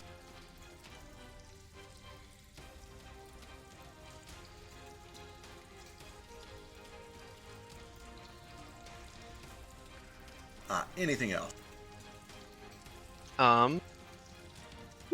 Because I used a key point, I take another weapon attack with my bonus. Sick. So the And then 2d6 that's already built into that, is that the lightning damage, or is that something else? I think... Let me look up the storm. Okay, it says... Yeah, I think that's just the once per turn. Okay, cool. So I will take 5 off of that, but that 20... Oh, actually, I'm sorry. 21 misses. Dang.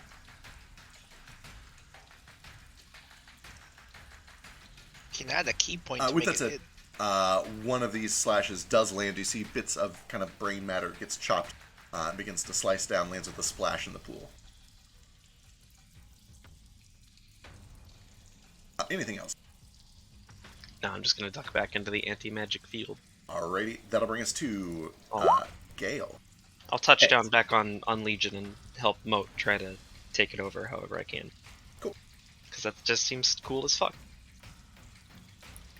If you had to give this cable an AC, what would it be? Extremely low. Probably, I mean, it's made of iron. Maybe 13. Cool. Toto is going to go down and pick up the edge, or the end of it. Excellent. I'm going to pick it up. I'm just going to put the barrel of my gun into it. And I am first Oh my god. going to fire a tracking shot to blow a hole through here. And then my second attack is going to shoot this motherfucker. Fucking gnarly. Rolling. I am going to use my bonus action to push this into overdrive, though. Excellent.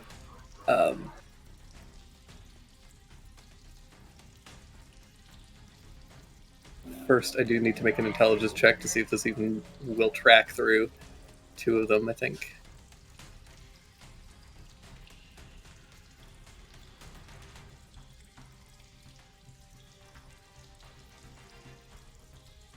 Yeah, just a flat in check.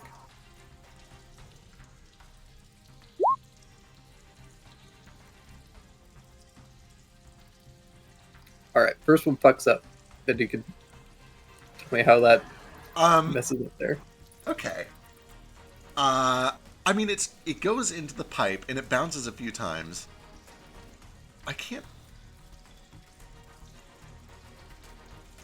Like, it's gonna come out of the pipe somewhere, right? I feel like even fucking up, it's gonna puncture somewhere. Right. Yeah, it's gonna come out somewhere. I mean, you never know. I could roll 1 on the attack roll. Yeah, true. Give me an attack roll. We'll see how it goes. 16, fine. It comes out a little early, But, like, yeah, you're able to punch a hole in this thing. It has AC 13, and you're inside of it. It's hard to miss. So we'll say that the first bullet kind of punches out, like, right here, near the start of the inside of the field. Cool. And then the second one goes in for 24 points of piercing damage. Comes bouncing out, ricochets off of the lip, and slams. I assume you're going for the exposed brain and not the machine. Yeah, exposed brain. Sick. 31 slams and 24 points of piercing. And he takes every bit of that. The bullet goes in one side and out the other. More of this flesh just begins to kind of drip out through the bullet wound. Bitchin'. That is me, because I had to use my bonus action to activate Hurricane, so... Excellent.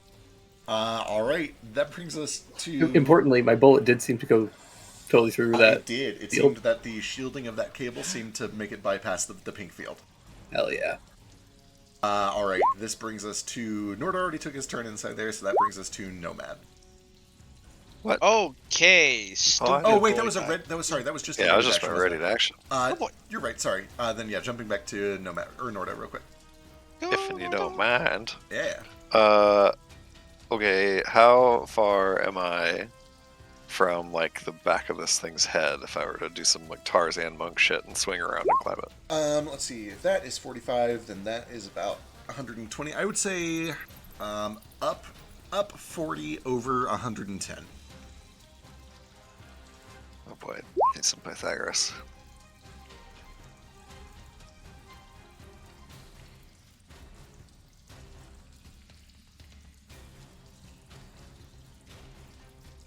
$117 total feet. Well, I will use my action and a bonus action Step of the Wind to dash, which gives me 110 total feet of feet, or 110 total feet of movement. So 7 feet short of wherever I was trying to end up. Presumably that's still kind of somewhere on his noggin. I will say, because you're a monk, there is a shortcut that you could attempt with an acrobatics check. On a failure, you're going to fall about 45 stories. Yeah, I don't want to do that unless I could do athletics. Yeah, absolutely. Athletics covers Then I'll everything. definitely do it. It is a difficult one. It is only really possible because you're a monk. I'm going to put the DC. You're basically going to be jumping from like this ridge over here to kind of this spine here, and doing some cool Tarzan shit. I'm going to call it DC. Just before you just mentioned the DC. Yes. I can move along vertical surfaces and across liquids without falling, so there's that. Right. The important thing is that it's... The leap. Yeah, it's a leap. Yep, I get it. There is no surface for you to run along. Don't even tell me the DC, I'm doing it. I'm original, I have advantage, let's go. Good luck. That will cover it. Oh my god. 31, you do a sick jump. You do a Tarzan swing, some Spider-Man shit. And with the very last of your movement, land on the back of this thing's head. Outstanding. That's my movement and my bonus action. I would like to use my action to pull my axe. I'd like to think I probably use my axe sort of landing on it and pulling myself up with it for the first strike. And I'm a siege weapon. Hello. It's a crit. That sure is a crit. 17. Double to 34. Double to 34. And some bleed and some mounting heat. Second attack. Would the 22 have hit? Yeah, but I don't think this thing can be prone. No, it says here that it would take extra damage. That's if I have disadvantage. Oh, if you have disadvantage. If I had advantage and the second would have hit, then it's knocked prone. He can't be Gotcha. prone, but he has legs. Yeah, but he's also like a 50-story building tall, and Right. I can't imagine how my axe hit would knock him prone. I want to say that a building can be knocked. Yeah, you are correct. If something big enough and powerful enough was to do enough damage, you would be able to knock him prone. Like Normal effects. Like from- something traveling at Mach 3. Yeah, I mean, Well, this is, five? sure. this is basically Shadow of the Colossus, and you crit, so I'd imagine you found the big glowing spot right on like its knee, and it's just fucking down. 24 does also slam in for another 38 after doubling. It's better than the crit. Okay, that is my action, my bonus action, my movement. I am going to... Well, no time like the present. Let's go ahead and action surge. For another attack. Hell yeah!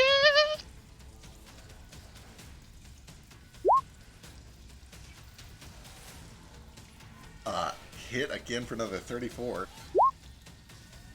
And 40 Ooh. after the doubling. Oh my god. Nordo Fantastic. just begins going to town on the back of this Colossus. How much Oh, damage is that now? That is, in this one turn, well over 100 damage. That's almost as much as the bullet. Yeah, I which completely is forgot, kind of but sad. on the crit, I will do the Spinal Cloud Piercer. The stones and crystals start going out of the back of Nordo's shell as he just hacks the back of this thing's head Hell yeah. to ribbons with his axe, and that's my turn. Sick. You do find that you are making some progress. You're effectively kind of starting to put a significant dent that might eventually become a hole into the thick metal plating that you're currently standing on. Perfect. It's always going for. You're just trying to cut past the armor and find some important wires or something to cut. Excellent. Let's go ahead and jump back to Nomad. Oh, it's I. Everyone seems to be in here, and Gil seems to have a method of attack. How much of this, how close can I get to this machine without touching the Elbrot Mind? Your current position is good. If you just need to partially encapsulate it, you could even back up like 5 feet or so. Yeah, but like, if I can climb up on it. Oh, you want to climb onto it. I see. Would that put the field onto the Elbrot Mind? No, you could potentially like grab, like you could hug its thigh, and that would fully encapsulate the machine without touching the mind. Here's the thing: I'm not athletic. Like, True. without magic, I'm a floppy boy with.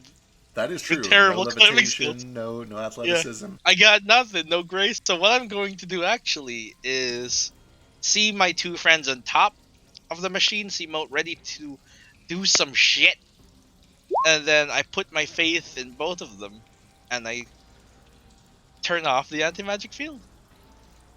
Sick. And I do need to do this before I forget. Regaining my telepathic abilities, he just says, "Okay, magic."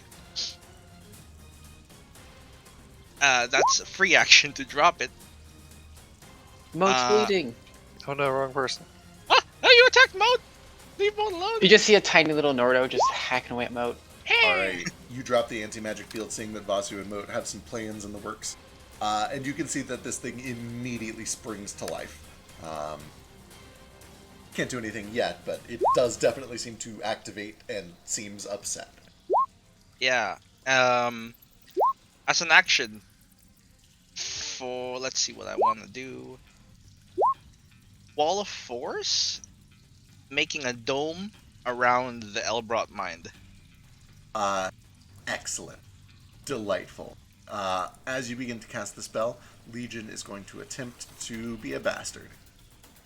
Sweet. And he will execute magic manipulation. Legion Oh, is a bastard man. let's see this. What's it say?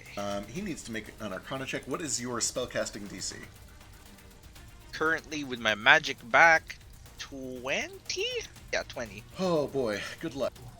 You absolute bastard and wonderful man. Just stole it. Stole it. Was this something you can do? Stole my thing. There's a reason I like it so much.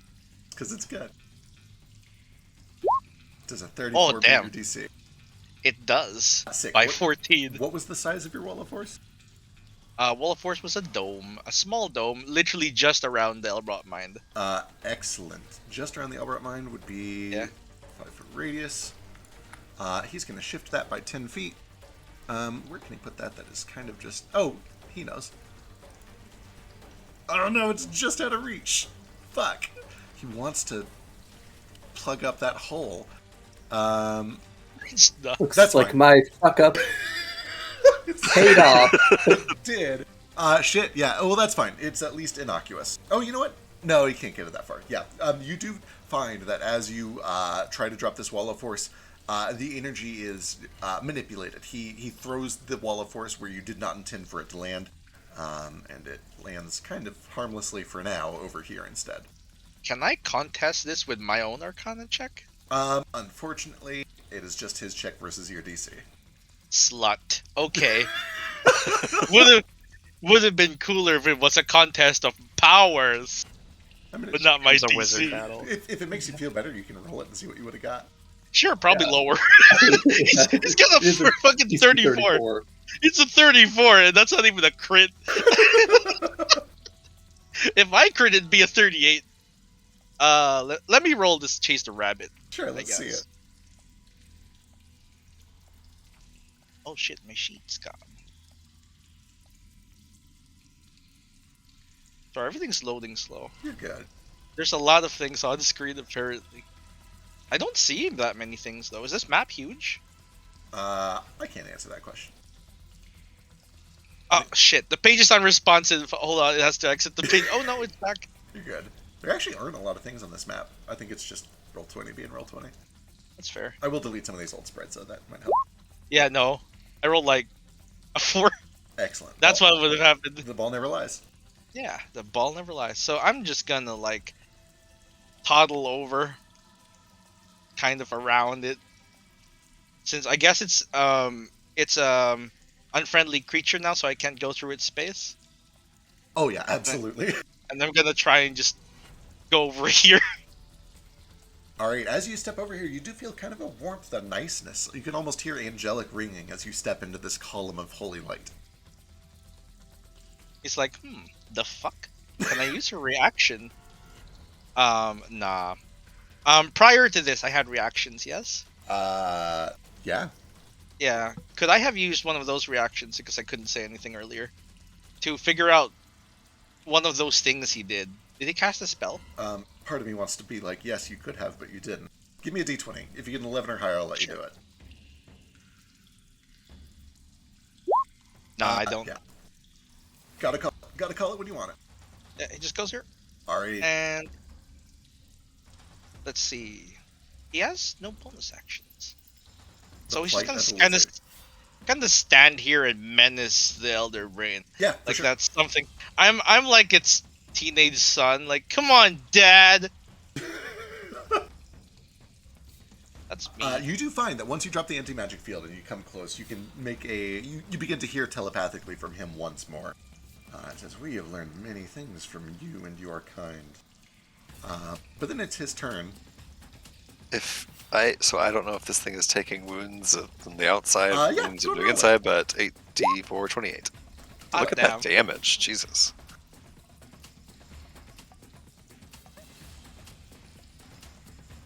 First things first. He really needs to get Moat and Vasu out of this thing. Nah, man, it's okay. They're gonna Jaeger it. They're gonna Jaeger You it. can't stop me. I'm gonna fiddle with all of your holes. He is first going to execute Divine Light. You just you can execute Nomad. You actually, if you are missing any health, feel yourself healed by 36 hit points. Oh, delightful. I get healed while I'm in here? And the Pillar of Light disappears. Legion is incapable of regaining hit points right now. Fuck. Fuck. Secretly, Moat, I love you. secretly- Not Moat. I mean, I love Moat too, but Nordo, I love you. Chill Touch is Dark Horse S tier for cantrips. Right. You know, anything else that has that effect. Yeah. Boy, that's gross. Okay, lesson learned. Now he knows not to do that anymore. That is assuming it's magical healing and not natural It is. regeneration. Oh, it's Okay. Very This magical. looks really magic. Alright, this thing is going to attempt, first of all, to slam Moat. The robot reaches up and tries to punch Moat. Are they using climate and creature rules right now? Yeah, it would impose disadvantage. I think that's reasonable. So he doesn't want to. I mean, he wants to kill you. He wants you off its back first. This is going to be a grapple attempt. I'll impose the same disadvantage. So grapple attempt on Moat. 33. Boy. Oh, get boy, get Moat. a moat. It's going to be very rough. Yeah, but Don't forget your D4. D4. I believe. Oh, thank fuck. I'll use my inspiration. No! Yeah, you will. Oh, Running. thank Oh. Christ. Excellent. This robot reaches up. It takes a second to kind of feel around and grab you, but eventually you feel these metal hands clench down around your waist. You can hear the plate kind of popping and grinding against each other, the plates of your plate armor. It's going to use its movement to move over a little bit closer to Legion, and as it does, it'll kind of bring you down to its side. Legion is going to use its movement to climb on in. Oh no, you're right. Oh, thank God, 16 misses. Yeah. Oh, thank fuck. Legion hops back in and reassimilates. See, I don't think. is also climbing it, I believe, because he flew out and then flew back in. Shit. That might be... You're right, that is true. Okay, well then let's see if we can do this to Vasu first. Just to Vasu, grab him as well. does a 28 hit you, Vasu? Sure God does. damn. I need an intelligence saving throw. Oh no. Become unconscious until the start of your turn.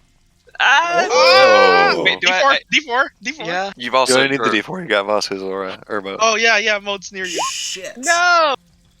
What else You have do I a have? +5 from Mode. It's fine. Yeah. Mo- You're within. Mode You're within saved 10. You feel psychic pain rack your brain, and you almost see the light close to tiny tunnels around your vision. But at the last second, Moat's aura kind of re-warms your vision, and you feel yourself fighting off sleepiness. You stay afloat, and you are able to continue menacing Legion so that he is not able to get back into the machine. Hey, He you is knocked that off. right up in your face. You can see his tentacles trying to wriggle back into the holes. You can see that he is basically just competing to fight his way back into the machine. I mean, it's just like a brain. It's just like a sofa-sized brain. I could probably fight him off. I'm just like, hey, you knock it off. Get out of here. Beat its ass. More importantly, you didn't go unconscious, so he's going to do something. He's going to Was do. gonna eat your brain. He is going to activate this ability.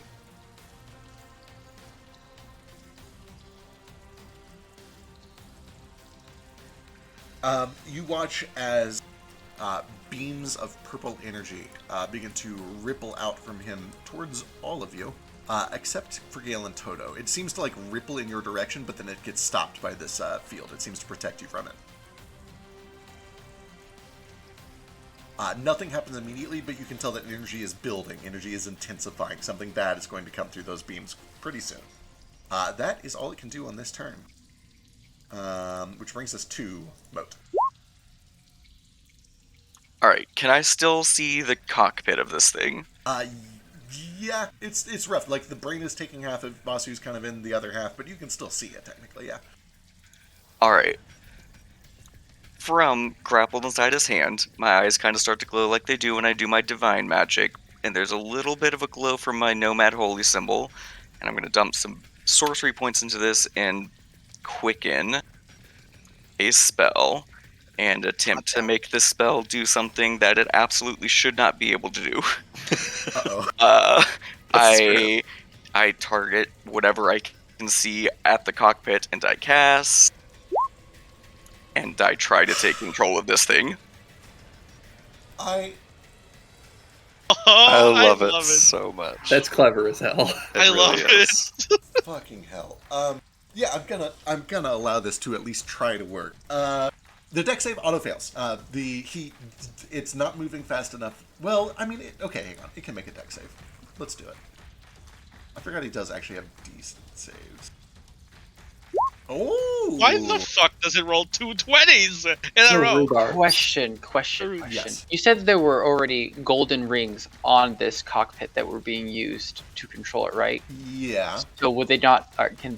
Does Moat just activate those golden rings and just have them grab onto him? Oh, yeah, I kind of forgot to reflavor this. Yeah, they're not like Aedra's golden rings or anything like that. It's not like a holy symbol of Aedra or anything like that. Okay. 24. So what normally happens? He takes half the damage. Check movement to the drain. Take 3d6 and become restrained. Okay, it is save or sec. I'm going to say the tentacles are still present for sure and can absolutely attempt to re-wriggle their way in there. But it seems that for the time being, he has shaken himself free. He's like reaching up and grabbing at them, pulling them out. One begins to writhe in, and he kind of like grabs it and yanks it out just as another is sinking in. for the time being, the tentacles have not made their way in deep enough to make a connection. Cool. Okay, well, I quickened that. I can't, like, use my action to try and dig in, can I? No big deal if not, I'm just asking. I'm going to say no. Just because it would kind of Totally be fair. like controlling an action spell again, and you've already done that. Yep, totally fair. If that's the case, I'm just gonna hit this thing.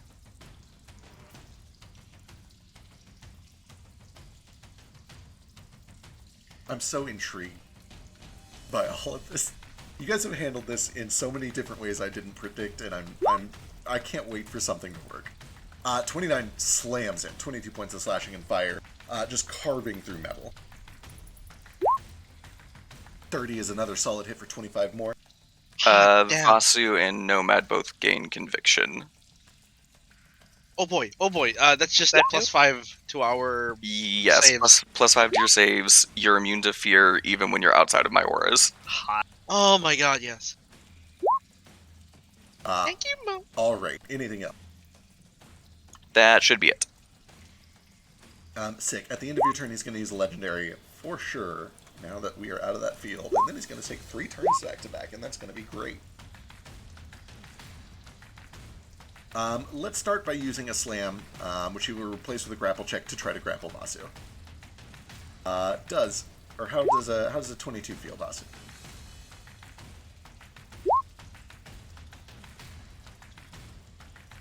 Is this a grapple? Grapple check on Vasu, yeah. Awesome. Oh no, did he die? He might be in the kitchen. He maybe Oh. did. I hate to ruin your back-to-back turns, but at the start of its turn, my tentacles try to dig in further. Oh shit, you're right. At the part of each of its turns. Oh, you're that's so right. many. Oh, He has so fuck. many. Also, yeah, which sorry, turn? I stepped away to pee, but that's also a good thing to question. Do each of these separate Legion turns count as a Legion turn Sure do. in the effects of like taking damage at the start of Sure its turn do. too? Oh shit, Including that's good wounds? news. Yeah, I was gonna say, how many has it taken since I hit it with that first lightning Arumi? Several, but it fades once each time it ticks, so it just like one would go and then it would remove the effect. Right, but you can roll it still. That's dumb and fake and gay. It's 24 more for me though. Gross. Well, there's one lightning damage for it. How about that? Excellent. Also, what do I need to make? Athletics or... Athletics or acrobatics against that grapple. Okay. Oh no! Oh, fucking gnarly. But I have a bunch of things to like. You have Save. D4 Do you? What do you got? I think it's just a save. So what do I have a D4 from? from Unity. Apply to this? Unity. And Moat's aura. And Moat's aura. So No, it's the only aura save. doesn't. Yeah, it's not a seg. So 22 it just ties, meets though, it. So you're good. So you are able to narrowly avoid being grabbed by this thing's legendary action. Yeah, take that. Its turn starts. It takes the 24 bleed damage, and then it is going to do. It some takes things. one lightning damage too. It does also take a lightning damage. You are right. And it needs a deck save. Right. Also, important Fine. thing is There we go. the little brain is still not in the Legion. Not all the way. cockpit. He's trying to get in there, but he's fighting Okay, against all of so Moat's tentacles. so it also takes 1d10 lightning damage. Oh, true. Good point. Yeah. Excellent. It fails. Go and roll me damage for that black tentacles, and I guess give me a charisma check. Check. That feels like the right call for this.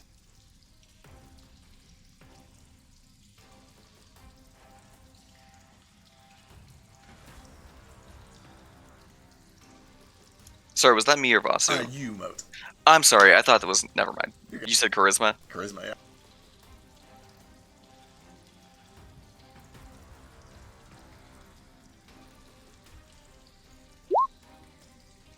Okay. Very good. You, as this thing, you begin to shove tentacles in, and you feel like with each one that makes its way in, you begin to feel more and more of a connection.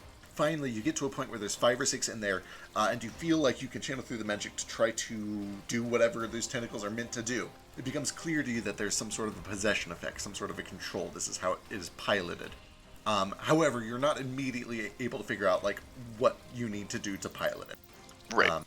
You feel like you can continue to try, but you have not figured it out just yet. Okay, turn time. Let's go. So just keep cramming tentacles in there until you find something that works, man. It is going What to I usually do. execute all of these beams. Everyone except for Gale and Toto. I need a dexterity saving throw as these purple beams suddenly collapse into a beam of magical force that burns. I'm good. Oh, I was gonna say I was good at those, but Well, 23. I'm not concentrating on anything. I just got healed by him, so it's fine. does this? It's a dex save. Does evasion work on this? It does, yeah. So I Just take save half for anyway. So you take half on a failure. That's not too bad. I'll just do that. I don't have the key to burn right now. Oh, I subtracted 23. The damage was only 14. Don't do that. It is going to use a slam once again to try to get Vasu out of the way, replacing with a grapple. Can you beat a 29? Probably. Check this out. Oh, thank fucking Christ. No, I get some stuff from that D4. too, don't Oh, yeah, I? you get a D4. Yeah. I need you to roll real low, please. Haha. Psyblast. Yeah, we're gonna do this on Vasu again. We gotta get you out of there. No. 29 to hit, 14 psychic damage, and an intelligence saving throw. God, that intelligence saving throw scares me. Yeah. 29. I don't know if I have any. Is that like a? That's not a spell attack that I can throw back at him, It's is it? not, unfortunately. I've given Okay. a lot of leniency with like elemental spells, but this Yeah. is pure psionic energy. Psychic is probably not one of the 4 elements. No, not in this campaign. Yeah. That's Ooh! just spirit. God damn it, Vasu. Unbelievable. God damn it. Alright. That's a 31. This is very uncharacteristic of me to not just fall unconscious on a whim. yeah. It's not a snake. Okay. It is, at the end of that turn, going to try a key bomb on Vasu. Vasu. Don't please stop Key attacking bomb. me. I- Also, is that like, do I still take the 14, or is that like half damage or anything? Or? You do take the full damage to 14. Okay. You just don't drop unconscious. Which turn is this? This is Legion's 15 turn. Okay, is it still his 15 turn? Yeah, it is. He gets a lot of stuff. I'm sorry. Okay. Does 19 hit you, Vasu? Sure doesn't, bitch. Alright, excellent. Next turn. What is Sorry, the that bleed wasn't damage? directed at you. That was directed at you, bitch. It's totally fine. New turn. Let's get some new bleed damage. Nice. God, that hurts so bad. God, this is gonna do work. This bleeding is No gonna do joke. so much work. Making him bleed on legendaries is delicious. Should have thought about being a construct. Really should have thought harder about being a construct. Shit, it's all about having multiple turns, bitch. It's gonna try the Psyblast first because it has to get Vasu unconscious. Stop it! He can only 17, roll so many I think 20s. misses. That's just a flat miss. Alright, grapple attempt. Beat that for Ooh. me, Vasu, please. Leave me Jeez. alone. This is L10 now, right? Yes, correct. Let me advance Okay. it. Vasu. Vasu. There we go. Grabs Vasu and finally pulls Vasu down to his side, where Legion is now only competing against the black tentacles to get in there. And you can see that he has arrested enough control of this to assume some degree of control. And you do see that when he does, the red eyes close. And inside in Ace and Nordo, you do see that suddenly the red eyes close there as well. I'm just and you There's a see- giant. There's a pecking giant at his grin hand as much you as I do, can. You do see that this giant mass of flesh reappears at his crown. Kind of like looming right behind you, Nordo. So that was a slam Psyblast. He will go ahead and prepare one of these. He's already grappled you, so let's see if we can grapple Nomad as well. With a brutal crush. Nomad, can you also beat a nat 20 for 35? No, Cool. just take it. So in one hand he's got Vasu, and the other hand he's got Nomad. Love to see it. Third and final turn. I'm still grappled in one of his hands. Oh, fuck. Shit, you're right. He can't do that then. Okay, Nomad, you're free. Nomad's like, what? You can't grapple me? Unfortunately, it is one per hand. That brings it to his final turn. Let's get a little more bleed. 19. Ow. Alright, time to execute a Legion ability.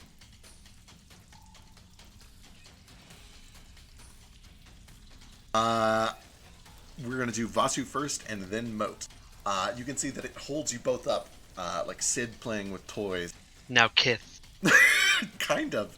And just splats the Plonk. two of you together. Oh no! First attack on Vasu. Second attack on Moat. Oh god. I'd like to make a dexterity save to dodge. That is represented by your armor class, and I believe you have failed. I do like how it's the same attack, since he's just smashing them together. Yeah. it worked out pretty Basically nicely. the same damage too. Pretty Yeah. close. Moat can cast Yeah. shield on this, right? Moat just That's takes a little bit more damage because my beak is pointy. I shield it and I don't take anything. So Oh, no, you you said bastard you me. just hit his shield instead. So Yeah. I'm just like a bird being like, Windex commercial. yeah, like not Right. even flying into a glass window, just being like thrown at a glass window. Reduce that damage. I'm gonna use my reaction Bless you. by reduce it by 18, Vasu. It's not much, but maybe you're okay. Every little bit helps. He looks down kind of at all of you, but particularly a Nomad, and says, these past weeks, you've opened the veins between these minds. Let your poison flow, and we have tasted you. Your anger, your fear, your bravery, your resolve. He turns towards the Elbrot mine, and then looks up to you, Nomad, and he's going to try to kick you. Okay. 33 for 42. Yeah, that hits. Sick. I already used my reaction to like do anything. Excellent. Follows it up with a Psy Blast on Nomad. Oh! Oh god damn. Ooh. That's yucky. So that is a lot of 34 green. psychic damage. I need an intelligence saving throw. And an intelligence saving throw. This is gonna suck. Let's do it. Please fail. It would make so much sense for you to fail.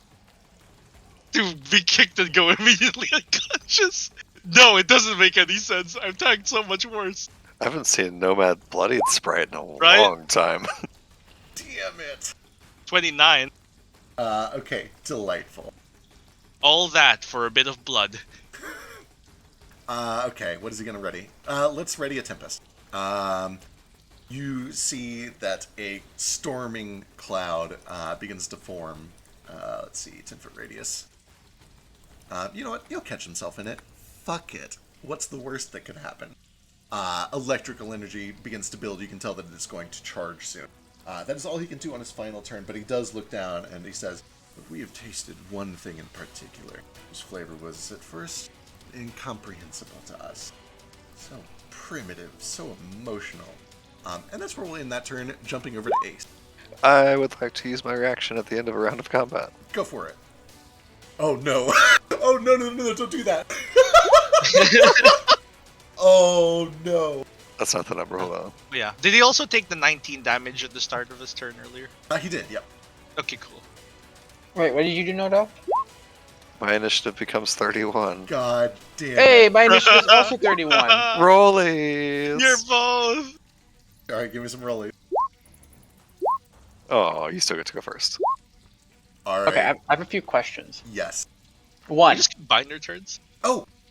I'm so sorry. There is also one thing that happens at the bottom of the it's round. too late. It's too late.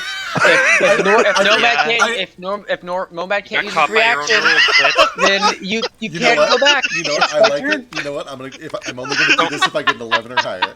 Don't give your boss monster 6 turns if you can't remember what happens at the end of all I of them. know. I'm like, you know what? I'm gonna do a mono bus fight and see how it goes. Okay, Mono I with did. 100. Following my own rules, I do get to do it because I rolled higher than 11. Yeah. Uh, This is really cool, Yeah, by I'm the gonna- way. This I like must how be you- really cool. I wasn't expecting anyone to be in here for. Well, I shouldn't say what I was expecting. Ace, this monster looks down at you and tries to drop all of its weight onto you, heel first. That's a lot of weight. Does a 32 hit? Oh my god. Okay, so I was going to try asking this question. Sure. I have a lot of questions. Sure. First off, being a tinkerer, having expertise in it, how do constructs often see? That Because is. blind sight doesn't make any sense. Give me a Tinker's Tools check.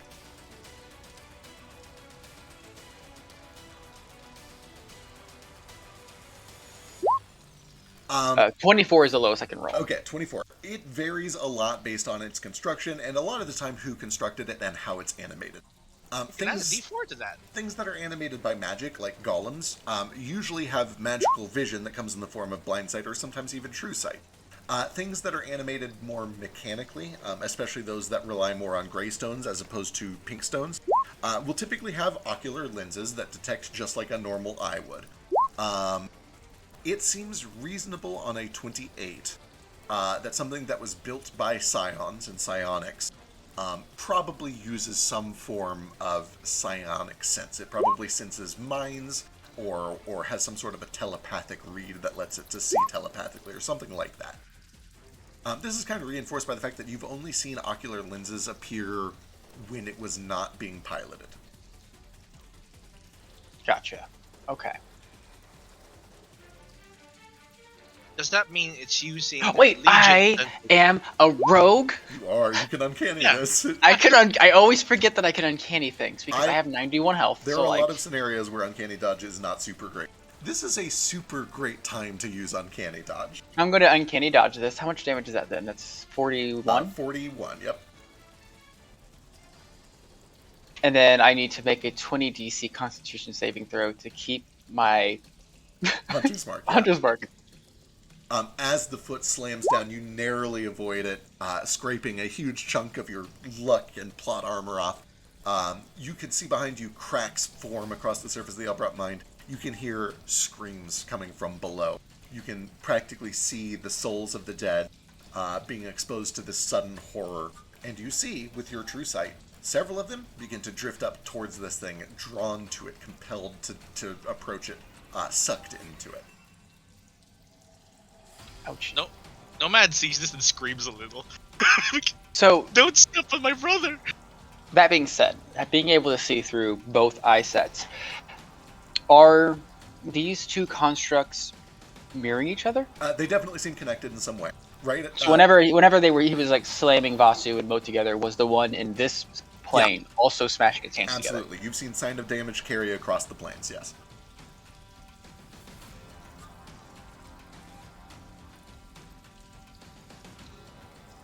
All right. Okay. Is there anything around me? Immediately surrounding you, it is the surface of the Elbrat mine and a bunch of ghosts leaking out of the cracks for probably a good third of a mile, about 2,000 Could I get inside one of these cracks for cover? You absolutely can. Would you like to do that? After I attack it, Okay. because I feel like this could be a bad idea. I can't imagine what would give you that thought. It's hard to say. I'm going to go ahead and. Can I see the Elder Brain? Yeah, he's way up there. He's like 45 stories up there, but yeah. 45 stories stories. being about 450 feet. It's too far. Okay, no, I'm just going to attack him normally. Okay. Weird question. So.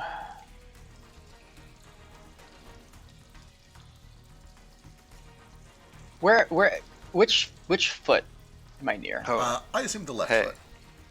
I'm really sorry. I add a bonus to my initiative equal to the weapon's magical bonus. True. Why I should be 34. All right. We'll let Ace But finish Ace, it you up. can finish your Yeah, turn. yeah. We'll jump back to you. Sorry. You're good. Just Okay. catching up here.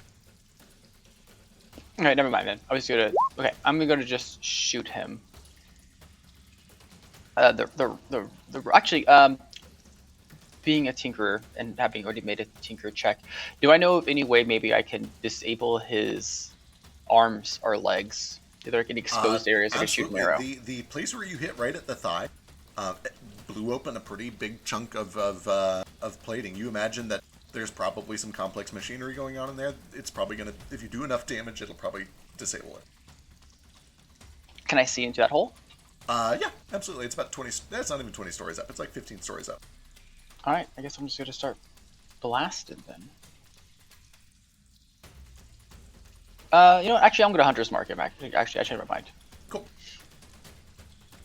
This is not going to. I don't have advantage, so I'm just gonna shoot him. Good luck.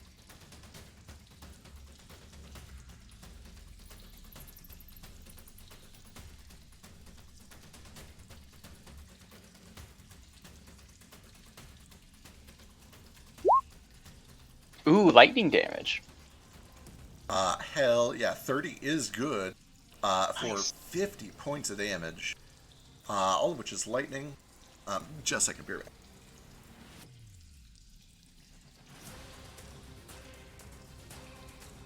It's okay. You being gone gives me time to queue up the next attack since it takes forever to get through it.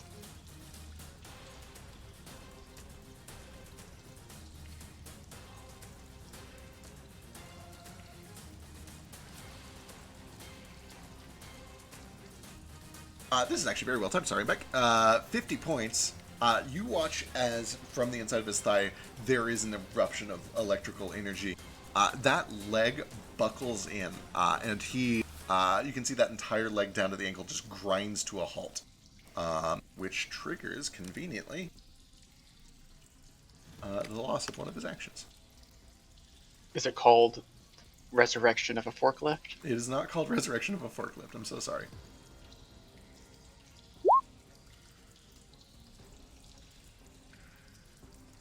Well, that didn't solve the side initiative thing at all. In fact, I believe it made it worse. Yep, it sure did. No. I love it. Okay. So, seeing as how these arms are grasping Moat and Vasu on the other side, can I aim at one of the wrists?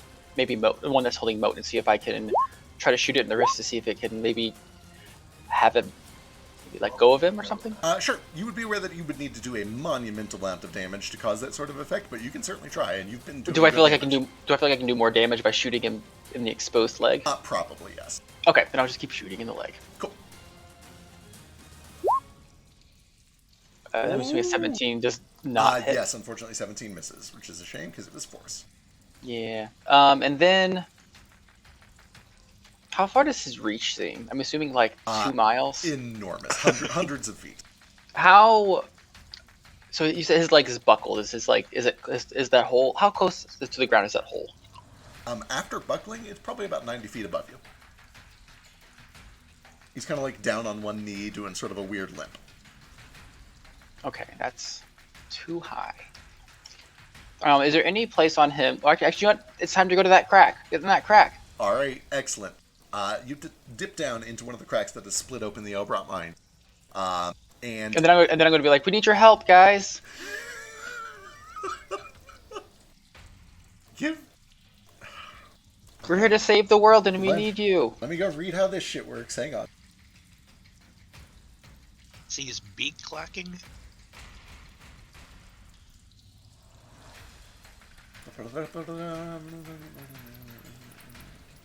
You're gonna spirit bomb it. You're gonna do this like Goku.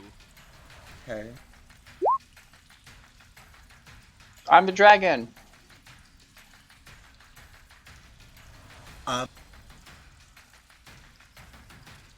Give me a charisma check.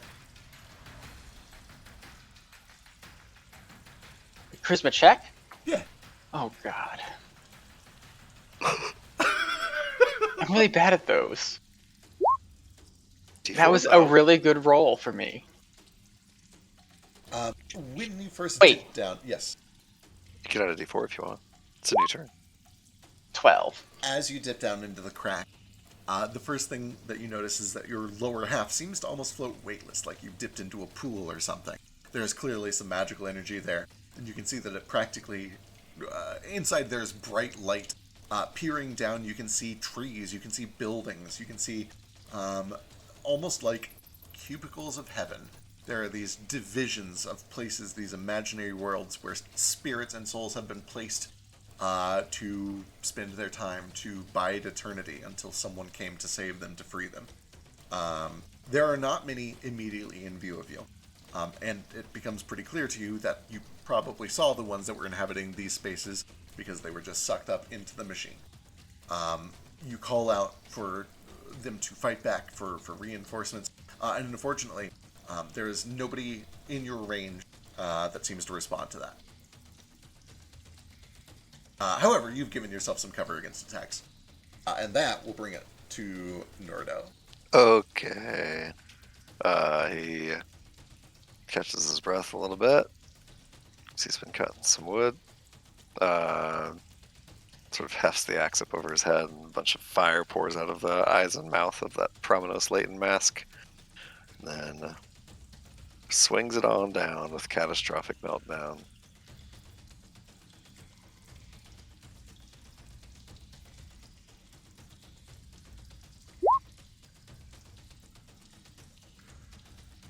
Does that hit? 24 does hit. Question. Am I a siege weapon for the purpose of this? God, yeah, you sure are. Outstanding Oh news. no. It takes 120 points of fire damage. Snordo plunges his axe into the back of his head, and just like an eruption of lava comes out from where it hits. There Holy damn. is a cacophonous crack, like a volcano being blown open, as magma just follows the swing of your axe down and begins to pour into this thing. Jesus fucking Christ. I like to imagine it 240 like damage? drips down inside of its face and stuff. No, that was after the doubling. 120 Oh, okay. is already doubled. Oh, gotcha. It also needs to make a con save to be or not be stunned. I assume that's not It is thankfully immune to stun. KKK. Alright, that's my holy action. Fuck. Yeah, the entire head rocks to one side. It doesn't make... You hear mechanical groans and the creaking of steel. If it was a creature that could scream, it would be screaming. Alright, bonus action.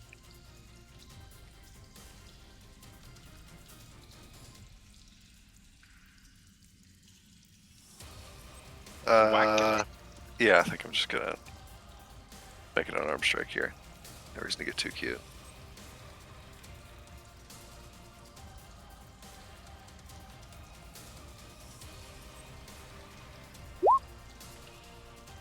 Fortunately, no ones? good. Aw. Okay, that's fine. That was my action. My bonus action. I don't want to move. That's my turn. Alright, excellent. That'll bring us back out to Vasu. Go, Vasu! Still grappled by this thing. Okay, so I'm grappled. Is the Krang brain in the Legion yet? It though? is. It's still kind of struggling against the black tentacles, but it certainly is. Okay. Is there a point between myself and the Krang brain and Legion in a 120-foot line where I could hit both of them? Yeah, absolutely. You can aim it up like Cool. right where it's seated and hit both. Then I'm gonna go ahead and cast Lightning Bolt. Oh, right. I need it already. Also, important question. Are me and the Ryujin still cool? It seems like it, yeah. Like, am I getting any cool extra stuff for lightning from the Ryujin, or also being in this big bubble of lightning that's about to do some shit? Not anything beyond normal currently, no. That's dumb, but also fine. I'm only getting this from the weapon anyway.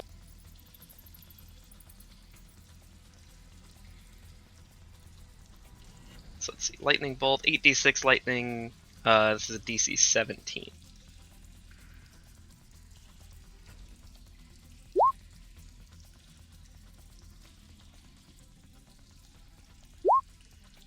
That's a big old fuck up. It takes all 27 points of that lightning damage, ripples across the surface and down to its joints, which begin to fry.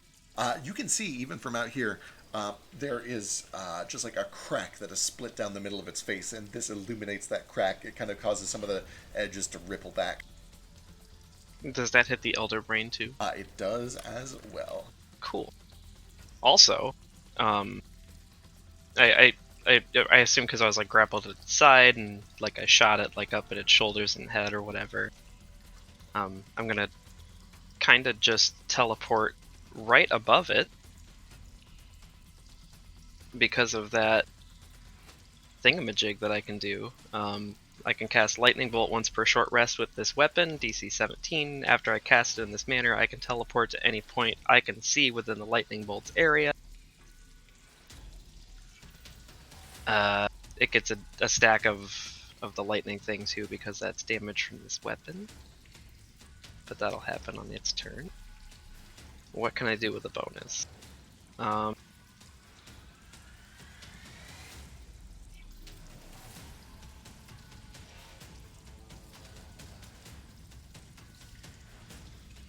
Have at thee. 29 good for another 13 points of Give me a slashing. con save. If it counts, I'll try to. If it makes a difference, I'll try to go for the brain itself and not Legion. Excellent. I don't know yeah. if there's like 2 separate targets at this point anymore. Yeah, you kind of sink into the squelchy brain matter, and it does seem to resist.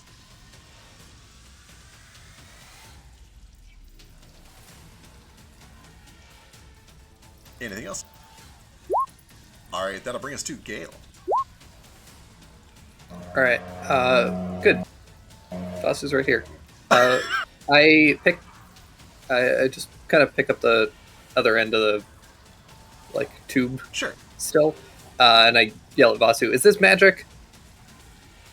He's able to is respond pretty quickly that it is not. The tube itself is not magic. Wonderful. Oh no. I take my axe and I chop it off at this end, Yep. and then I'm gonna cast Animate Object, Yep. and I'm gonna have it go and hopefully try and wrap around Legion and try to just like tie its body up. Oh my god. Yeah, love it. Okay, what is the strength mod for the largest size class of animated object? I think it's only 18, unfortunately. Alright, go ahead and give me athletics for that. Boy, okay, he's pretty good at this. Let's see how it goes. 21 is good. So that is going to be a 27. 27, oh, he's got it with 29. Unless, does the Unity thing, how does that work? It adds a d4 to an ability check, attack, or saving throw once per turn. So it's like Gale would get it. I don't know. I'll let it apply here because it's fun. Yeah. Yeah. It's my magic that's doing it. Yeah, no, I'll let it count. It's fun. I like this idea. Yeah. It's 31. At first, you hear creaking and the bending of a lead pipe as this thing literally just kind of like brings its shoulders up and tries to wrest itself free. But you overpower it. It's too busy trying to hold on to Moat, having recently lost a Vasu. And this thing is now. Does it have rules for grapples and restraint, or how's this? I think this is kind of improvised. Yeah, I mean, ultimately it's a creature, so it would just kind of be grappling, technically. Yeah. But it's also kind of a snake if you wanted to give it snake-like abilities. You also rolled crazy well. I will say that it has lost use of one of its arms, for sure. The one that has kind of got it pinned. It is grappled, for Legion. sure. Okay, I thought you meant the snake, and I was like... Okay. Yeah, no, he's got it grappled. I don't know. We'll go all the way to restraint. Yeah, grappled and restraint. That makes a lot of sense. Cool. Anything else? That's about it. I've lost my only way to shoot this thing currently, so... Right. Like, good luck, y'all. At the end of your turn, he's definitely going to use some legendaries. What does he want to do? Does he care enough to get out of there? He knows he can't heal. Done that. He wants to get somebody unconscious. He has got to get somebody unconscious. Who's low? Nomad's low. Let's try to get Nomad unconscious. Oh, sorry. Could I have done one other thing? Sure. Since I technically have a bonus action. Yeah. I'm gonna be a real munchkin, and I apologize. Before this thing goes, kind of fully leaves my side, I assume. I give Toto my enlarge gun, and as a bonus action, he's gonna enlarge this thing. Fucking excellent. Alright, this massive pipe is now very, very thoroughly wrapped around Legion. As big as it can be. It's got him very tightly kind of secured. Alright, I'm good. Okay. I have to get Nomad unconscious. Let's do it. Here we go. Slam with disadvantage because of restraint. 19, I think, misses. It misses. Oh. Fuck. That'll bring us to Nomad's turn. I use my action to give Moat the help on his next possess. Oh, excellent. So he has advantage on that charisma thing, +6. God bless you. Beautiful. All right, excellent. Final legendary. It's going to try to slam Nomad again. Need you unconscious. 20? Misses. Shit. All right, that brings us to Moat's turn. Alright, I will bonus action Misty Step into the cockpit out of my grapple.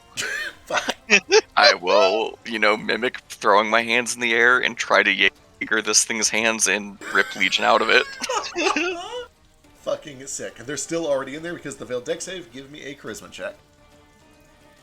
This is with advantage +6, Yep. right? Yep. Are you No! kidding me? Thank Christ. Oh, that's a 4. All right.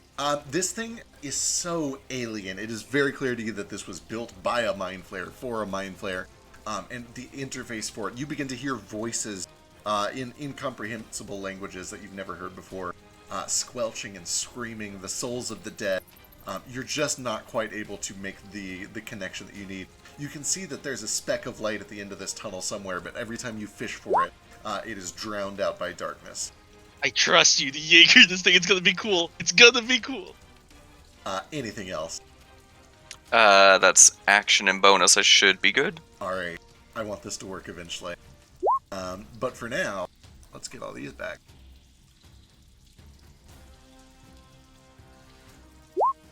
Oh, wrong thing.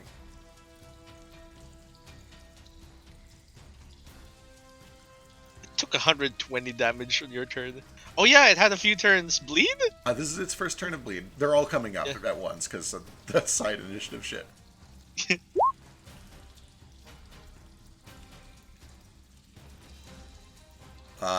Boy. Okay, 17 for the first turn. The first thing it's going to do is it's going to activate the Tempest. Moat and Nomad, I need dexterity saving throws as the storm cloud erupts. It will take the same damage. Just kidding, it'll take half damage. Let's see. 17. I fail. On a failure, 31 points of lightning damage. Let's see. Can I absorb elements? Yes, it is lightning damage. Cool. Alright, it is going to turn around and it's going to try to slam... it doesn't... How much Moat up damage there. half? Half of damage. That would be 15 points.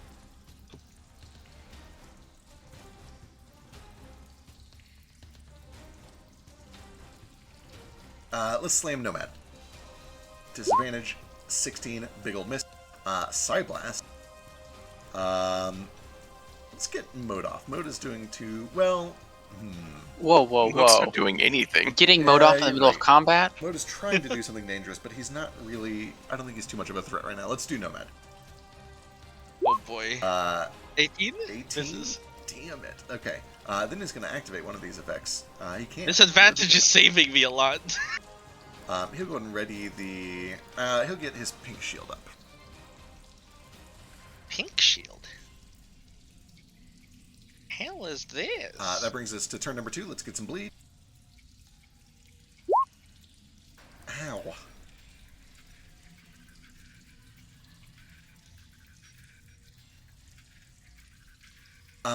Slam Nomad. 23? 23 hits. Oh, thank God. 28 points of bludgeoning damage. Follow up with the Psyblast. 24 for 15. 15, that hits. And then I need an intelligence saving throw. Please, dear God, go unconscious. Let's see. Oh boy, so intense.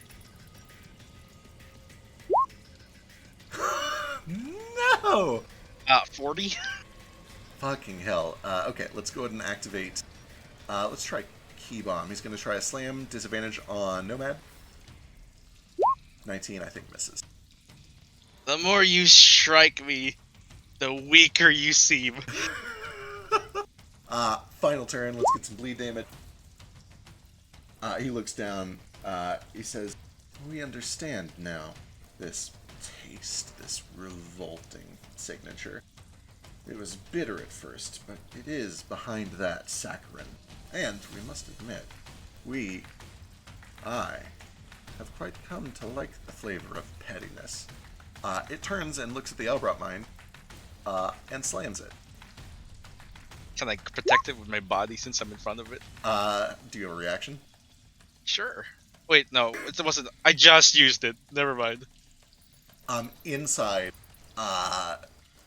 Ace and Nordo, you see an eruption from this giant Elrot field that you're standing on that doesn't seem to match with any of the slams that the robot was doing before.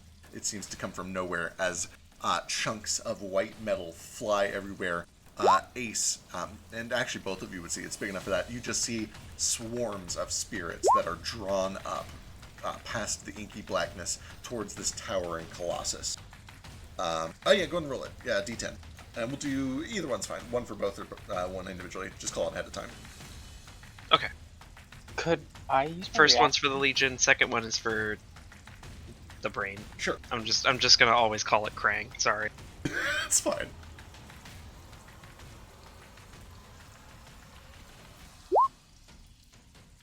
Uncanny. I'm helping.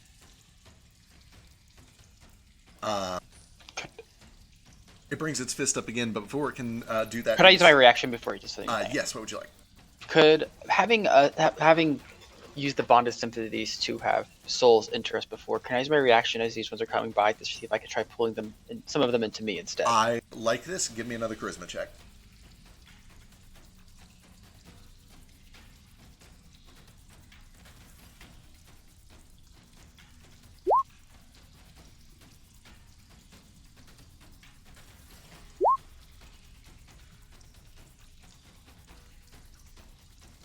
You call out to this swarm of souls that has just been released. And most of them are too far away or too drawn by whatever the supernatural force is. What is apparent to you, and what is probably somewhat frightening to you, is only some of these are drawn up towards the machine. Several of them are merely scattered. Like astronauts that have been blown out of a space shuttle and are tumbling through space for eternity. They fly off head over heels up into the inky blackness. Some of them are drawn slowly back down towards the Earth by this weakened gravity on this plane that you're in.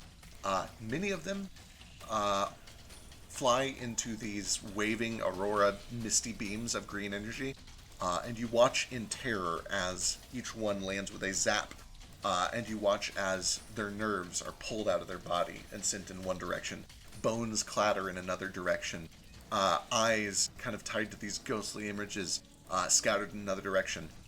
You have seen the dissected spirit of Samson Tomarello, how all of these pieces were scattered by touching the Crosswinds, and you watch as in front of your eyes hundreds of spirits are split into their component pieces and just begin to scatter like a Lego masterpiece that has been dropped from the third floor of a building. There are pieces of people everywhere.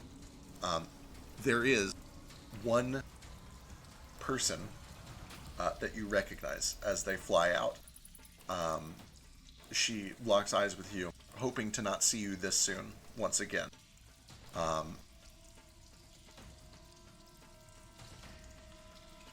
Oh, yeah, never mind. I used my reaction earlier.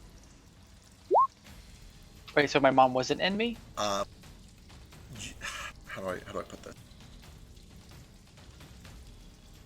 The link that has happened to you was so they could observe.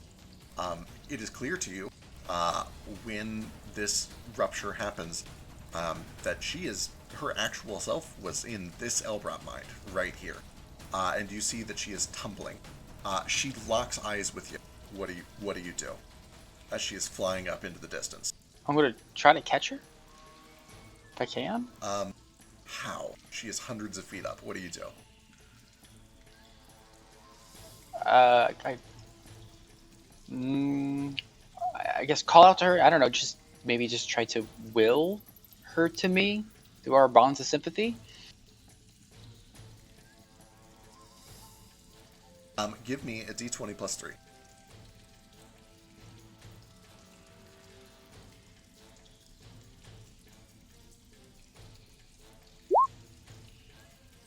As you're calling out to this mass, doing your best to intercede, thinking that you may have a knack for this, that you may have a gift for this, you are disheartened at first to see that there is almost no reaction. It's hard to say if they're too far, if there's not enough sympathy, if there's not enough of a bond. And then you lock eyes with her, and there is something that clicks. You feel the same sensation as you were hurtling towards this, able to steer upwards, able to kind of make yourself and Nordo immune. And although it is a narrow field of control, there is a light that stretches out from your outstretched hand towards hers. And you see that she stops in place. She hangs, she looms. She doesn't come towards you, you're not able to reel her in, but at the very least, she has for the moment stopped. And we'll get back to that in a moment. For now, after having punched the Eldrop Biden once, is going to look down towards you, Nomad, and is going to try a Side Blast. 25 hits. 25, 20 Psychic. I need an Intelligence saving throw. Let me take. I'm really low. I have 10 HP. How many legendary actions it's got? This is still part of its third turn. The problem is I rolled side my initiative God. for it. It gets 3 turns back to back. Oh my god. I probably should have let's just see. forcibly spaced it, but this is what the dice want. Let's do it. You're able to fight off, your body barely hanging on as you look up at this thing towering over you. And you hear telepathically, "Tell me, in your travels, have you heard the story of the frog and the scorpion?" And that is the end of its turn. Let's jump to Nordo. Okay. I see this explosion from the bottom right down below, and souls coming up out of it. Do I guess, do I see the ace focusing on that one soul in particular? There is a glimmer of light, and you see this faint beam, yes, of clearly magical energy outstretched from Ace's hand to one of these souls, which you would recognize. I don't know if you've ever seen her, even through illusion, but it is I don't think another so. Kenku for sure. You imagine it as somebody that he has made some sort of a bond with. He does Okay. yell out, "Mom!" Okay. Yeah. Where's she relative to me? Give me a luck check. That's a great question.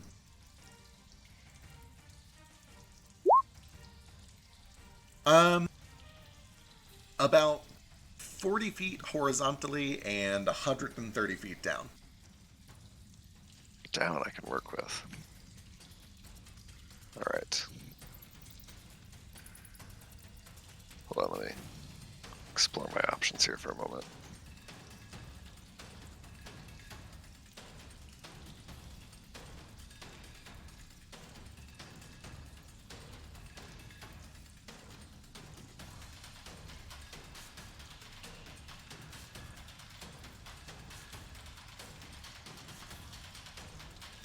Oh lord, spells, spells, spells.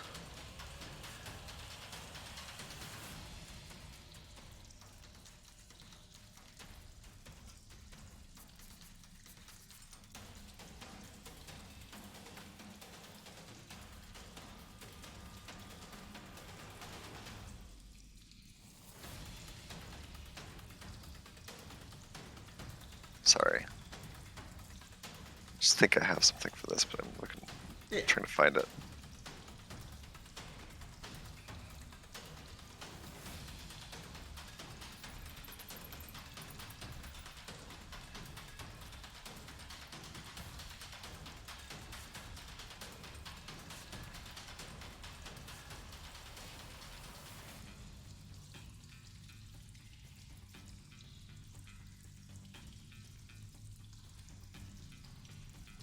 Alright.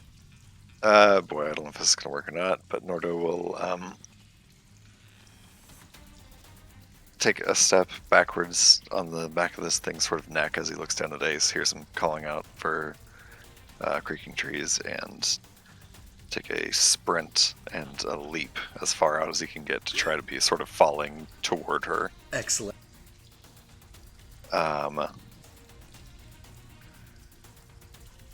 And as he's falling,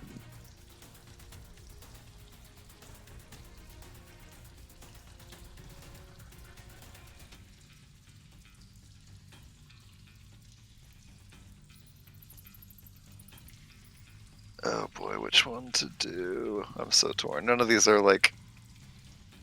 Alright, I'm just gonna try it. As he's falling, he sort of sheaths his axe to the side. He probably does that before he jumps, actually. So he's not sheathing an axe while he falls. Sure. And he leaps in her direction. He holds his hand out toward her. And the holy symbol of Nomad on the back of it glows a little bit purplish. I'm gonna redo Unity to put it on me, Ace, and her instead. All right. And then I'm gonna cast a spell. And I'm gonna just say stay as I sort of tumble past her. This is delightful on so many levels. First of all, incredibly heroic. Second, I love the idea of just like a giant turtle falling at near terminal velocity, just yelling "stay" at this ghost as you fall past. Yep. Sick. Yeah, okay, let me go check this. What is their wisdom?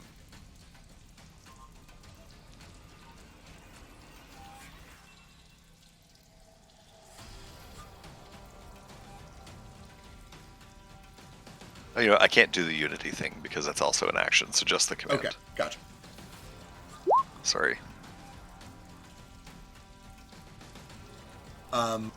As you fall, you can see this kind of connection.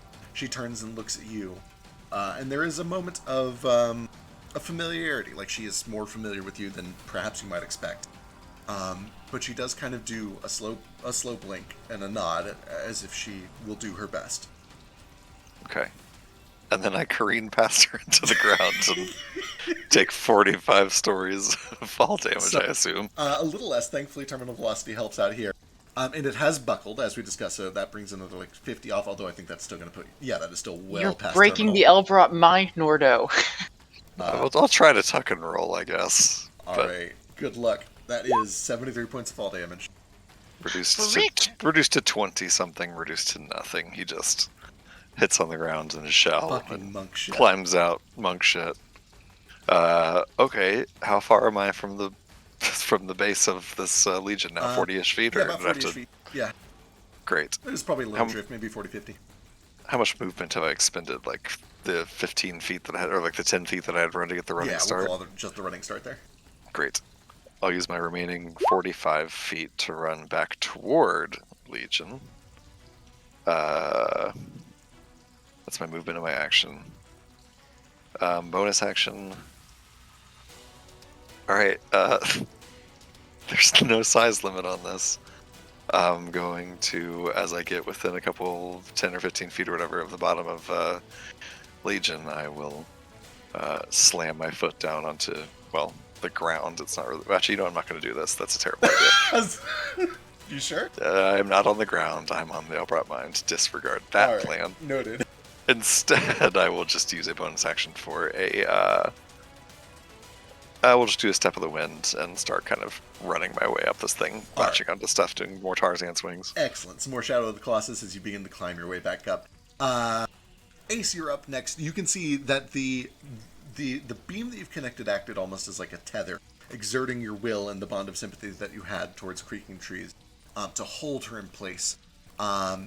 You do see that as Nordo falls past and casts this spell, the tension lowers even more, which you can make your own inferences from that. The tension has lowered even more after Nordo did his thing. And you can see this clarity in her eyes as she looks back towards you. And at first, it's a moment of confusion, of vulnerability, of fear. But then she starts to, like, pull herself, like she's reaching, she's trying to swim towards you. What do you do? Alright. So Ace is going to go ahead and just close his eyes, take a deep cleansing breath. He's going to try to send out a little prayer and try to connect with just his people, in a sense. Just the children of Coralin. Try to do the bonds of sympathy. All the Kinku, all the kobolds, all the Kuatoa, especially since there's a whole city full of them over there. And he's just sends out a prayer of help, trying to pull on his own inner strength to try to impose his will on this area, trying to tether as many of these souls as he can. I like it. This is going to be another charisma check. I will let you have advantage. You've tapped into this a couple times successfully. You're beginning to realize that this is a thing you have. Give me a charisma check at advantage. I keep rolling 10s. I've noticed. With an 11, you feel like you're just how do I put this? You need more oomph, you need more power, and especially probably more proximity. You can feel the extent of your reach is currently, you're using almost all the energy that you have just to keep creaking trees tethered, and with that, you're able to pull her closer. She begins to drift down towards you. You are not able to reach far enough to really connect with anything else. Do I feel like if I hold onto this tether and move, it will move with her, or do I feel like if I move further from her, the tether will weaken? You feel like it will probably hold. You've found a strong connection to her, and that you believe it is a solid tether. Then I'm going to take a leap of faith, and I'm just going to fall into the crack, and I'm going to fall into the Albert Mind. Fucking gnarly. Give me. And I'm going to try to connect to everyone inside. Okay, give me a D100.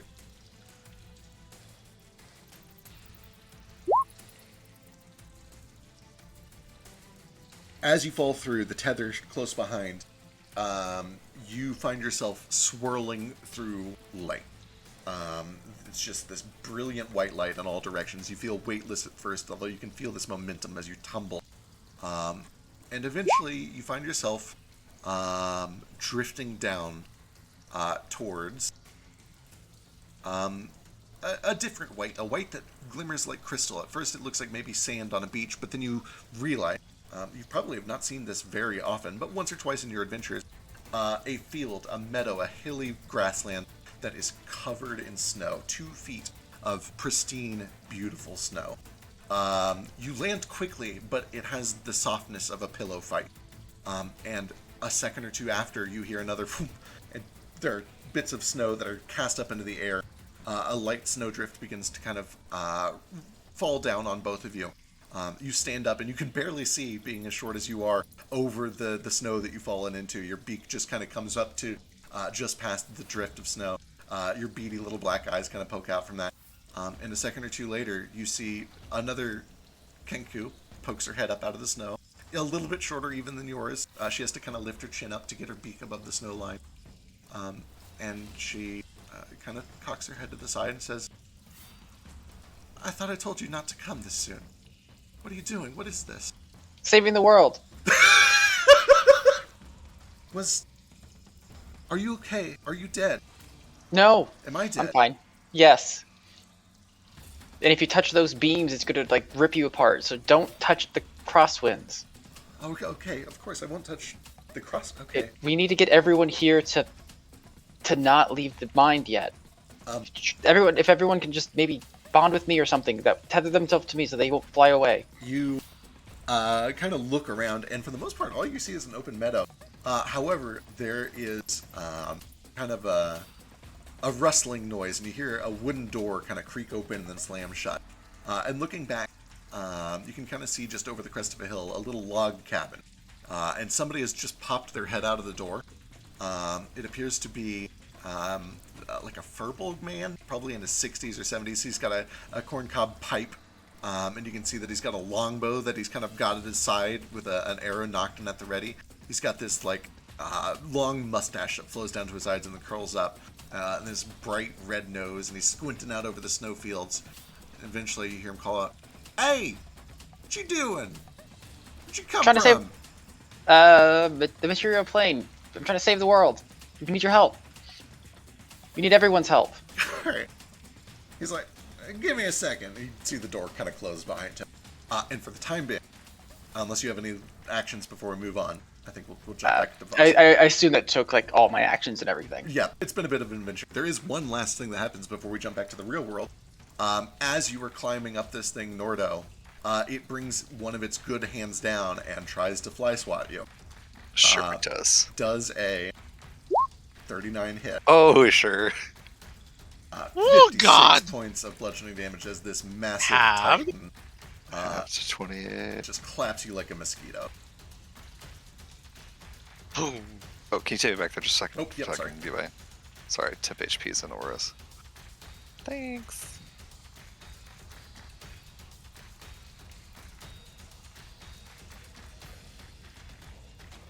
Okay, good. Thanks. All right. Back out in the real world, we have a flick. If you would like to, roll some initiative and decide if you want to be inside or outside of this weird force field that makes people disappear when you touch it. I'll probably be outside of that, I would assume.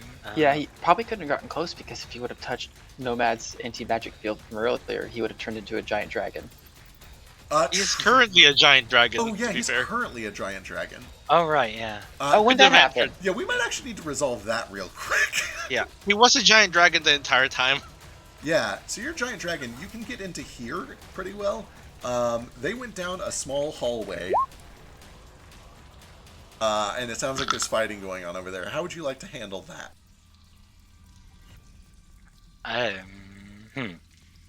Well, that doesn't really work. Can I just break through the wall? You can absolutely try. Okay. You have a burrowing speed, I think. Burrow is Burrowing's for Looster. Right. It doesn't let you go through stone. If he breaks the stone, it becomes Looster. True. True. You've also had like 2 rounds to attack. Just give me like 2 rounds worth of attacks real quick. Okay. Attacks. Where are those at on this sheet? There.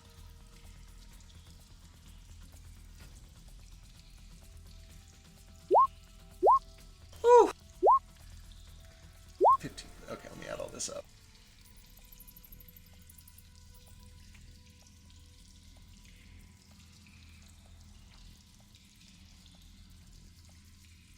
Uh, 114, even for a heavily reinforced thick stone wall.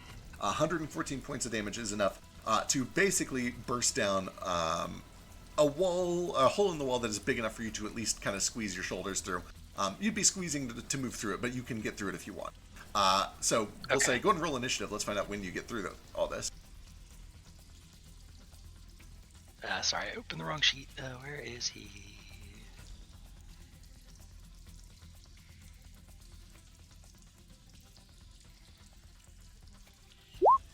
Excellent. We will get down there at 11. For the time being, though, you guys have been hearing like a cat trying to get inside, clawing at the door, except it's coming from the stone wall. And eventually, there is one last crash, and you see a giant white dragon's fist burst through the wall, exposing a little bit of light. And you can see that Flick, as giant white dragon's head, is looming in that hole. Right behind. Right behind you. Vasu, you're up.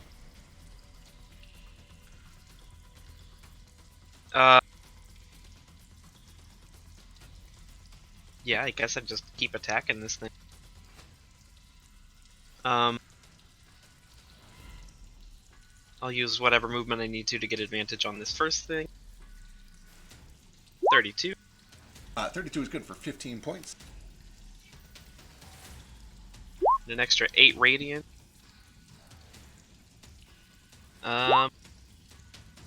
Nah, I can't spare the key right now, but I'm gonna keep attacking it with my Arumi.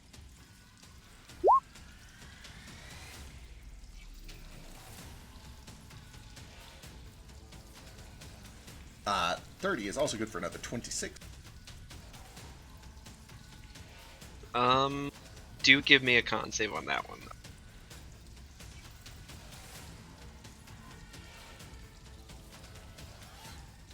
From the brain. Oh yeah, it's still good. Still spent the key point, so we'll hit it with another one of these. Oh no. Oh, thank Or God. not.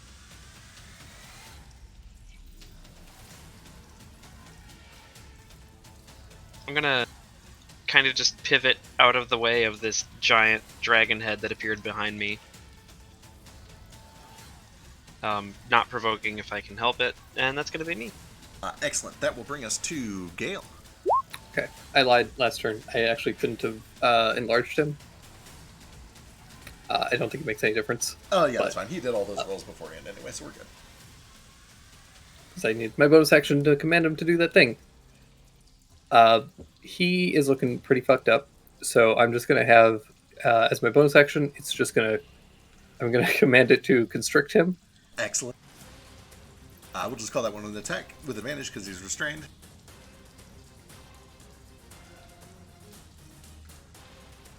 20? 20 does not get through, unfortunately. Okay. And then I am also going to command him to come back with his movement. And hopefully we'll just come back out, and I will load my gun and Oh, okay, so to be clear, fire. do you want him to try to pull Legion out, or is he letting go and then coming back?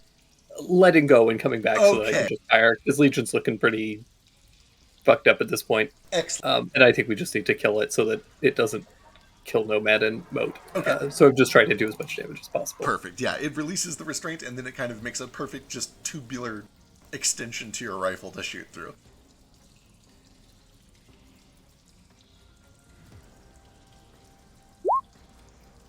Uh, 28, 28 27? and 27 are both good for 32 points. Yeah, the brain is looking incredibly bad now at this point. There's a huge spatter, like you've kind of caught one of the main arteries running through its core, and it is starting to look like a horror show. Nomad looks very bad. Sure does. I don't know if there's...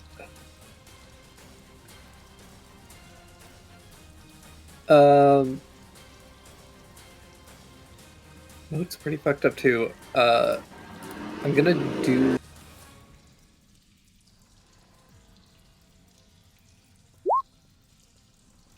that for Nomad, just in case.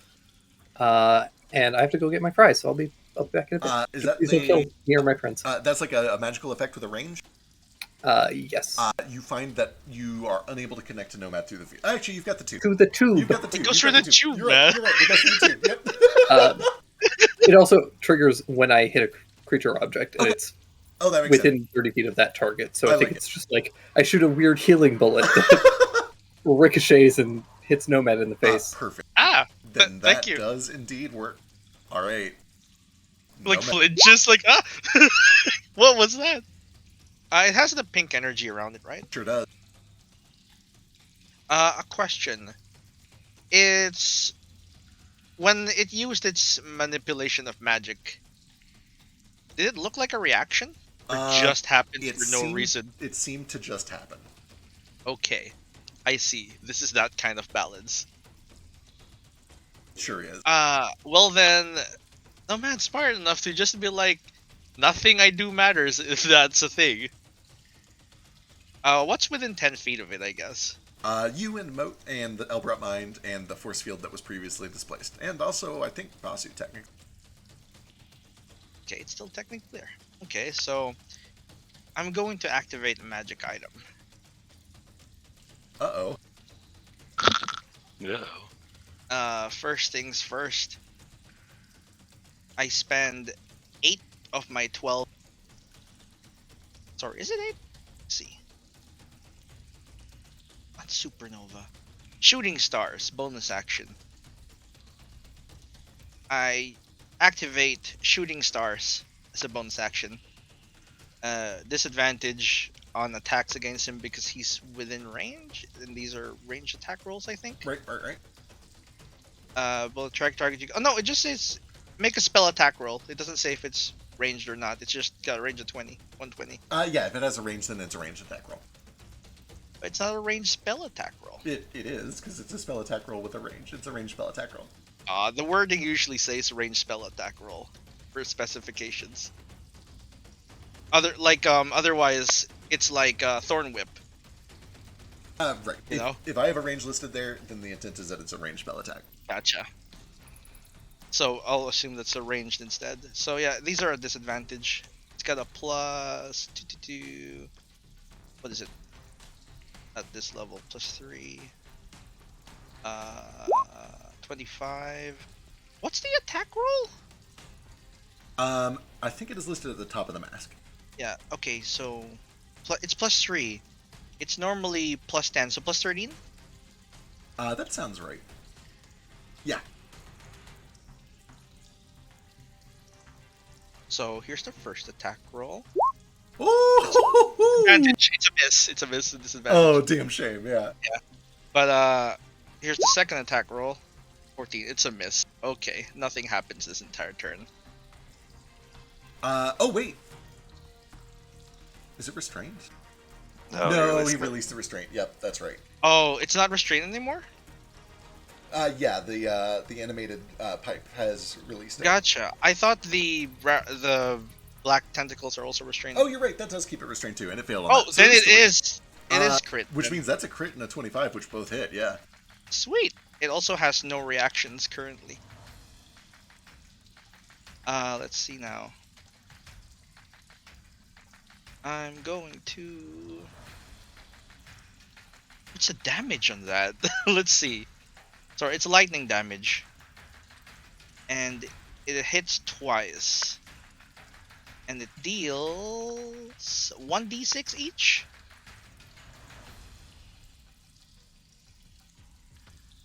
So it's 2d6 for 10 lightning damage? Excellent. Lightning scatters. Oh wait, across an the extra surface. 1d6 because one of them is a crit. Yeah, go for it. 14. Excellent. It has no reactions, and that was a bonus action, so I can still cast a spell. Yep. And that's just something it can fuck with. And everyone is within 10 feet of it. So I can't buff them because it'll just choose itself. Potentially. And I can't attack him because it'll just choose them. If it succeeds. It'll succeed. Have you seen its rolls? My DC is only 20. I have 13 mana left. And my prepared spells can't do anything. So instead, it has no reaction.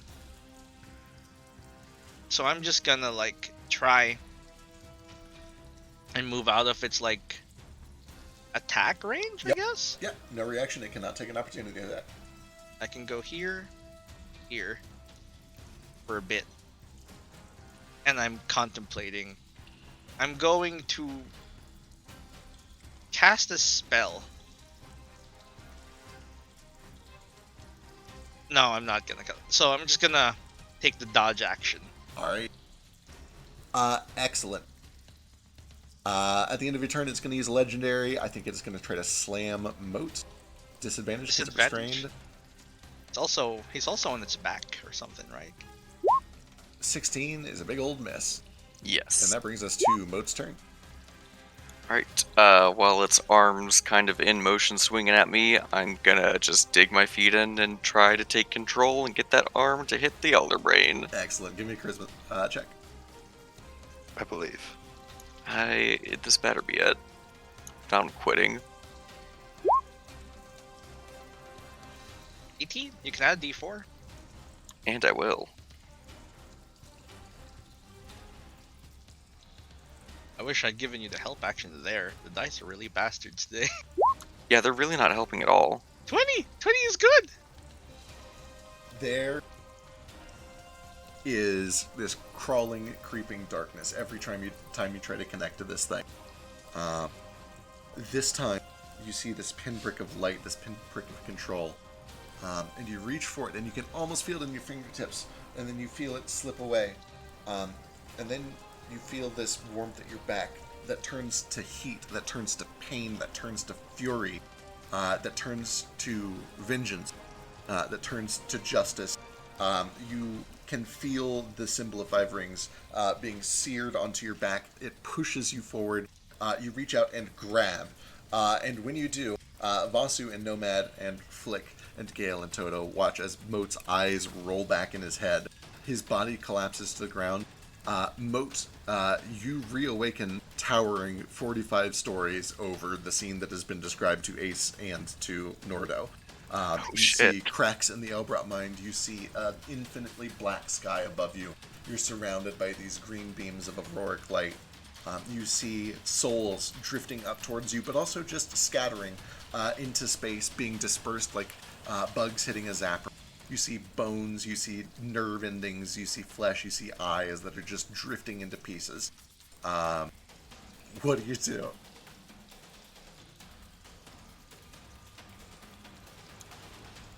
Yes, boy, I see souls heading towards the Crosswinds. Oh yeah, it's like hundreds of them, and several of them, it's way too late. And I see Soul specifically heading towards my giant Colossus body. You do see that some of the ones that have drifted low are drawn to you. It looks like they're being drawn to your body, yes. I try to just throw my hands out and, like, I'd stasis them. Just everything just stops here. You begin to kind of hold your hands forward. You try to stop them. You try to exert some sort of magical will. 20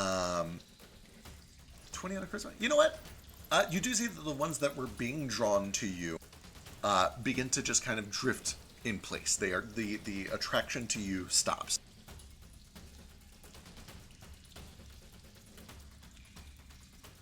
I assume that's all I can do. For now, yes, and we will come back to that in a moment. Yeah. I know how to roll that. Cool. Yeah, we will come back to you. Which brings us to Flick. Alright. So I got my head in here. I can squeeze. Can I get to big guy here in the middle? So here's the important thing. After you burst this wall down, you see this weird chamber with all your friends fighting. You see that there's a big pink bubble that has kind of separated the fight in the middle from the outside. Gale and Toto seem to be outside the bubble. Everybody else is on the inside of it. Do you guys tell him anything through Rari's before he makes any actions? I mean, except for Ace and Nomad, who vanished when they touched it. Nordo. Ace and I Nordo. wouldn't know that. We don't have Rari's anymore, I don't think. You don't, but he would have had it before. Right. We don't? And, no, because you anti-magicked. That only suppresses. Yeah, it's back. It came back Oh, when we covered shit. it. Yeah. Then yeah, even before that, I'm pretty sure that we all would have been like, "Oh shit, Ace is gone." Yeah, oh And shit, now Nordo Nordo's gone. followed! And Nomad can see where I'm at, and I can see where you guys are at. I'm keeping you updated with small comments, Yeah, like then- things on the sideline. Over the past 2 rounds, as you've been breaking in, somebody has mentioned, if you touch pink, you disappear. It's up to you what you want to do with that information, but you at least have that coming in. Oh, I can't get to him without touching pink. Well, here's another bit of information you know. Pink sends you to Ace and Nordo, who might need help. You can still attack the robot from where we're at. Yeah, you can attack. It's bigger and stronger, but also, you're a giant dragon. This is the best time. That might be better for me to go where I can actually move. There's so wing spreading. I'm gonna touch pink. I'm gonna touch You pink. touch pink, and just like that, you feel yourself pulled out of this place and taken to another. Once again, not an outcome I was expecting. Probably should have expected it. Does he body slam the thing? When you emerge, you find yourself being shunted, almost kind of uncomfortably, from a pool of what appears to be kind of this metallic liquid, this quicksilver, which ripples off of your scales and then back down into the pool. It seems like you've emerged from this pool. About a mile off in the distance, you see an enormous version of Legion and the robot that they're fighting. You can see that it is currently kind of behaving erratically. You can see that there are cracks all over the Elbrat mine below it. Like it looks like impacts. It looks like punch marks, like it has been attacking this. That's probably all you can make out with any clarity from here, except that it looks very heavily damaged. What would you like to do? Oh god. Oh! Wait, before you do anything, I need the charisma saving throw. Oh boy. Cool. The nanosecond that you were pulled free of that pond, you feel a massive gravitational pull. You feel yourself being drawn rapidly in this direction. There is a current that is guiding you like a raging river towards all of this nonsense up here.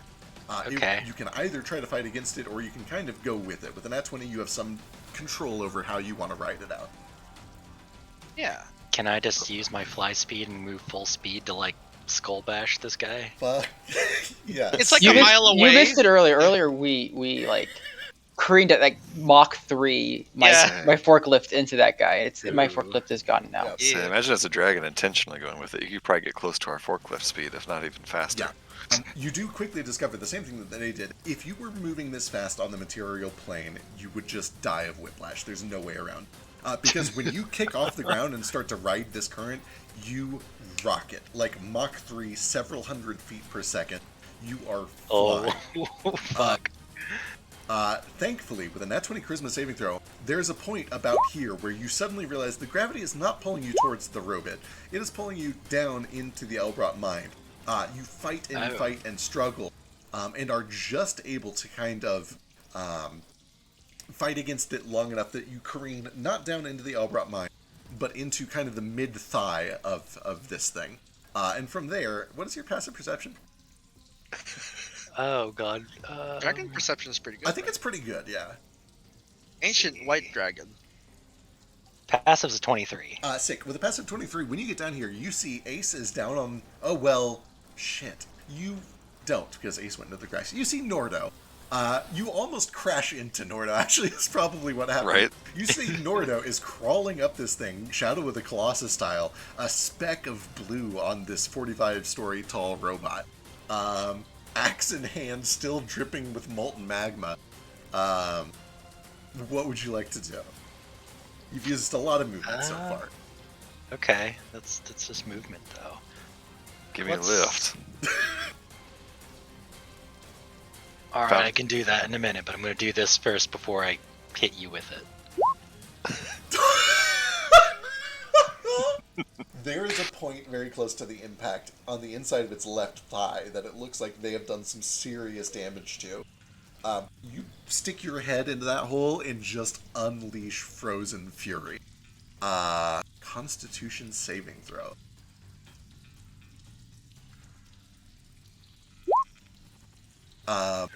It fails. It fails. That's Fucking 83 cold damage. Christ, 83 points of cold damage.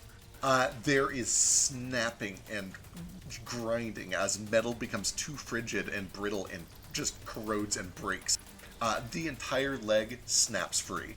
The thing becomes top heavy, it topples over. It is now prone in both worlds, as it is brought down to the last inches of its life. Nordo, give me a dexterity saving throw as it comes crashing down. Can I try to catch him? Sure, you I can also give me open anyway. Fine. I've fallen off this thing twice. It's cool. Oh, that's a good point too, Moat. You can also give me a dex save to try to stabilize this thing. My dex save is not going to go well. Spoiler, mine's probably not going to go well either. Got 20. I say as I crit again. Moat, you were able to buy like a second or two, which is not very much. Nordo, you feel yourself hold on for a moment. You feel like you would probably write it down instead of being flung off, but that is still not a great outcome. But then the merciful claws of a giant white ancient dragon snatch you from free fall and are able to get you back down to the ground in one piece, landing right beside it. It is worth mentioning, you still land with quite a thud because this gravitational force is still trying to pull you into the Elbrot mine, and the closer you get to it, the stronger that force is. It is like a magnet on your entire body. But you are now at ground level. Out of curiosity, when I dove down and landed on it earlier, did it like, I don't know, I assumed like touching it didn't do anything. I wasn't like sucked into it just by virtue of touching it. It did not, and it is now, and that is noteworthy to you. Okay. You can draw whatever inferences you want from that. Noted. Alright. Anything else, Mr. White?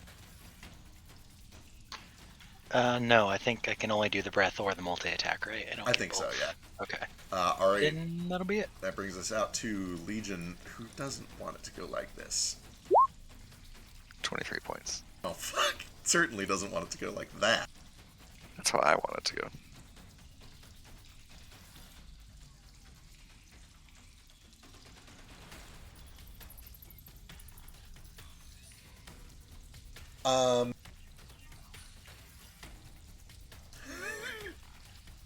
Boy, it sure would, wouldn't it? Let's, yeah,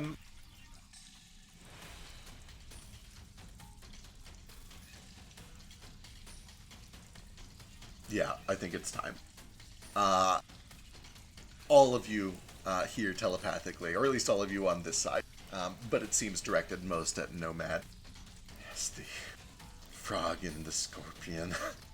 At this point, I am no longer certain which of us is which. But I do know this. When the livestock become unruly, they are put to the slaughter. The robot reaches up, while prone, and tries to slam the Elbrot mine once more, disadvantage. can it while I'm controlling it. Oh my god, you're. I say because I fight that shit as hard as I can. Do you want to know something? Says Nomad, panting. A confession. I've never heard this story. Your references, I tried to give you the gravitas because I understand gravitas. I don't know it. I do. It's the one story I don't know. Do you know it? I don't believe in short fiction. Is that some sort of like kid story or something? Listen, metaphors are a new thing to me. I was trying in my head to figure it out. This is Nomad in character. I've been trying to figure out the metaphor of Scorpion and the Frog. You're interrupted as he looks to you and fires a psi blast. That's completely fair. 21. That's a miss. God. I'm so upset. You know what? Did he try to slam the Elbrot mine by the way? He tried, but he could not. He does not have control of it currently. Okay, cool. And I think because of that, he is actually going to detach again. And he is going to. How far can he get? How far can he get with the dash for 20? Oh my god, it's right at the edge. Did I guess he? it depends on Sentinel, doesn't it? Oh my god, please don't. And also, he tried to Psy Blast me, right? I He wish did. to use a reaction. Oh yeah, go and do that first then. This is my last ditch because I have no more mana, and I have no more defenses. I'm just dodging. The moment he tries to Psy Blast me, I send him back in time, Excuse me. That's what I'm talking about. or attempt to. Okay. One of my favorite spells. I'm casting Temporal Shunt. The fuck I is forgot. I forgot what I renamed it. This? Is this some wild mount shit? No, That's yeah, wild this mount is shit, a wild mount shit. It's I a can't fucking. This is a Mercer Yeah. special. It's such a good spell. Yeah, hold on. I'm trying to find my version of it. I think it's 5th level. It's only 4th level. Where'd they put it? Temporal Shunt, 5th level. Attacks or starts against. Okay. Oh yeah, here we go. I called it Temporal Displacement. Oh Is- no. Causing that attack. It's a Wisdom save. He's really good at those. Okay, well, it's now or never. He's going to activate his pink thing and try to shunt that onto Moat instead. Oh. No. Fuck. DC 20 Arcana check. So easy for him. He is pretty good at Arcana checks. He's very good at Arcana checks. Barely, though. I need a Wisdom saving throw from Moat, as his pink protection fails. Do you have the Nomad special ability where you can just choose to say to succeed? I do not. I think it's just me. Oh, it's just and you. Flick and maybe Gale?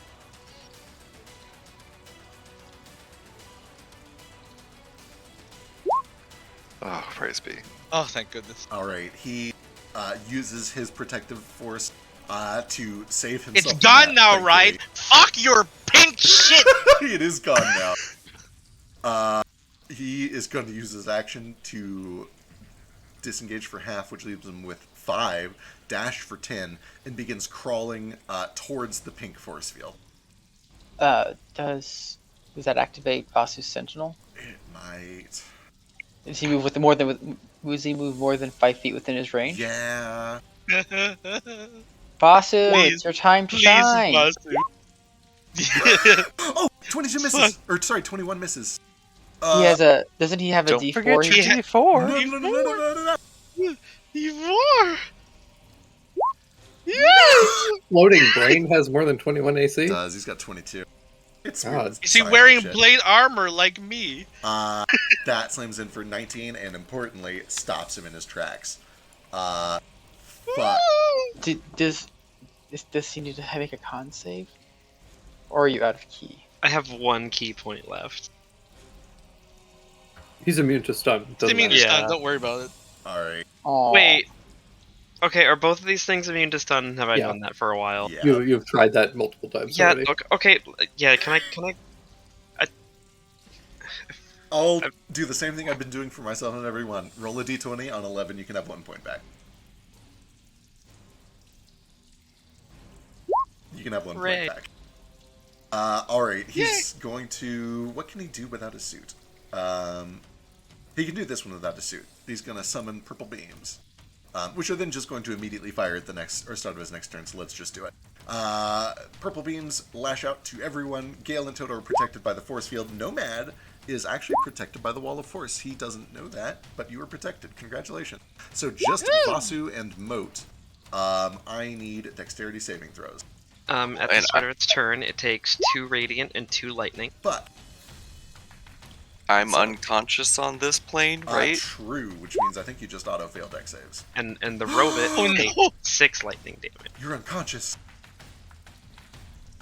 Oh, that's what he can do. Uh-oh. That's what he can do. Wait, hold on. How does this work then? If Yeah, he's and that's what unconscious, I'm does trying he to not figure out. concentrate? Does it Ooh. end?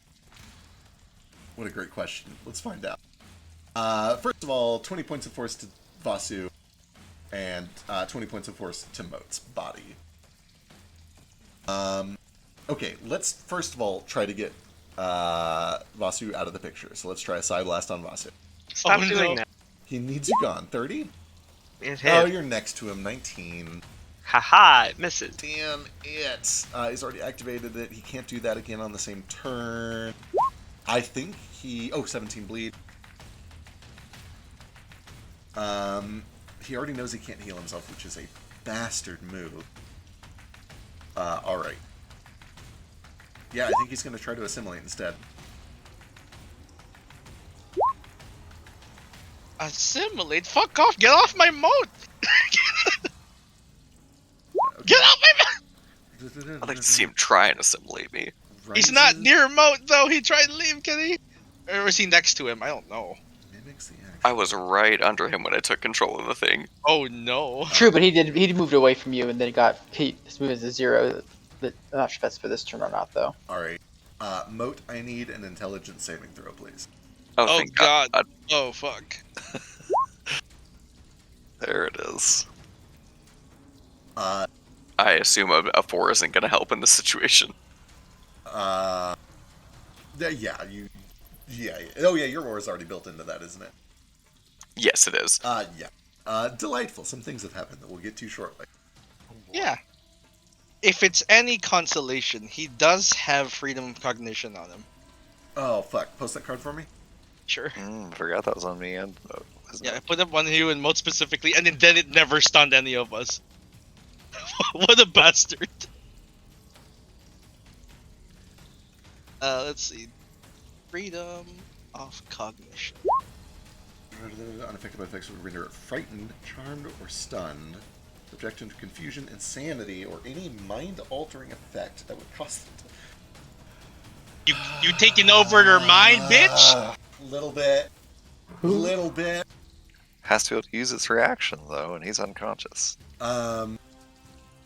It's true. There- Yeah, am I like split between 2 planes right now? Yeah, What's happening to we- me? All right. So was the Elder Brain not affected by being split between 2 planes? We will Apparently not. we will deal with the ramifications of this shortly. Yeah. I can tell you right now, freedom of cognition is going to save your ass. You'll be able to use that reaction. Oh, thank goodness. Fucking hell. That brings it to its third and final turn.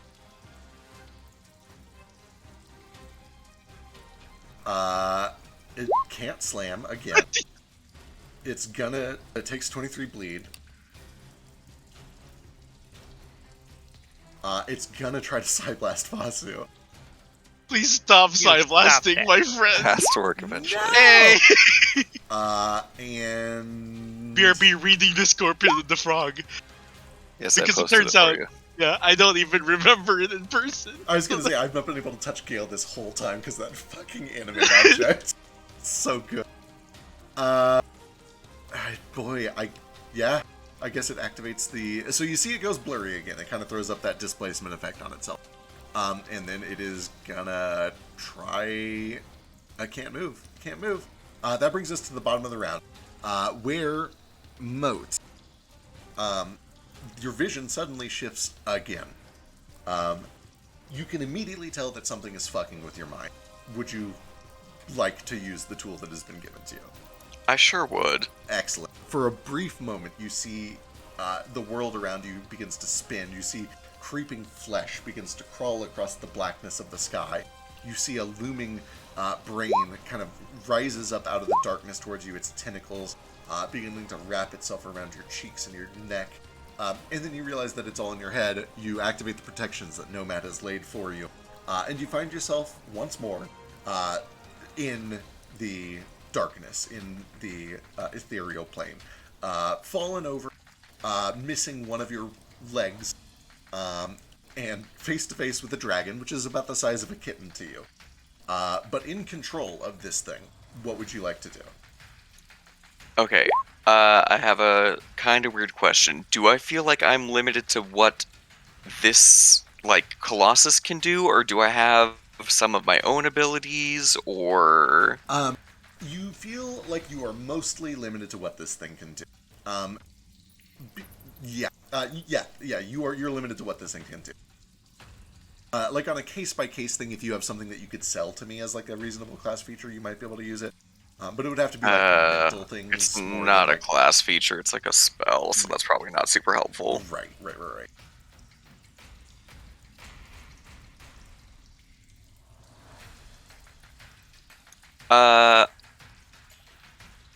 Okay, so I've seen Toto repair himself. Yes. Do I feel like this construct has a similar ability?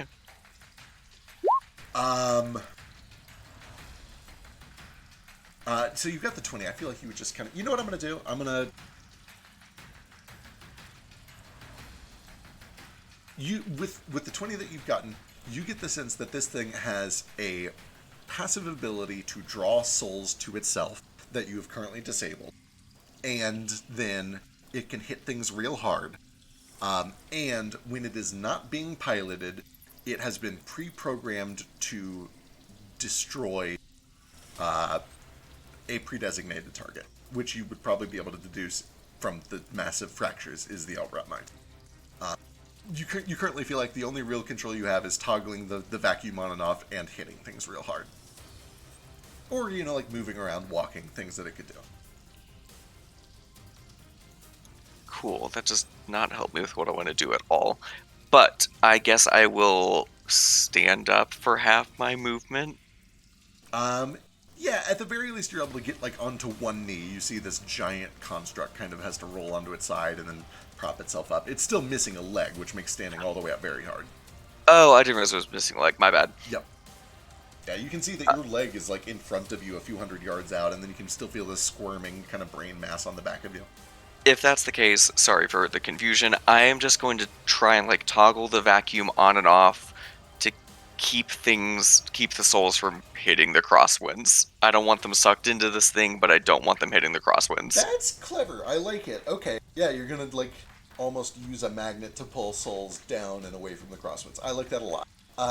Give me your choice of a dexterity or a charisma check. Either one is fine here.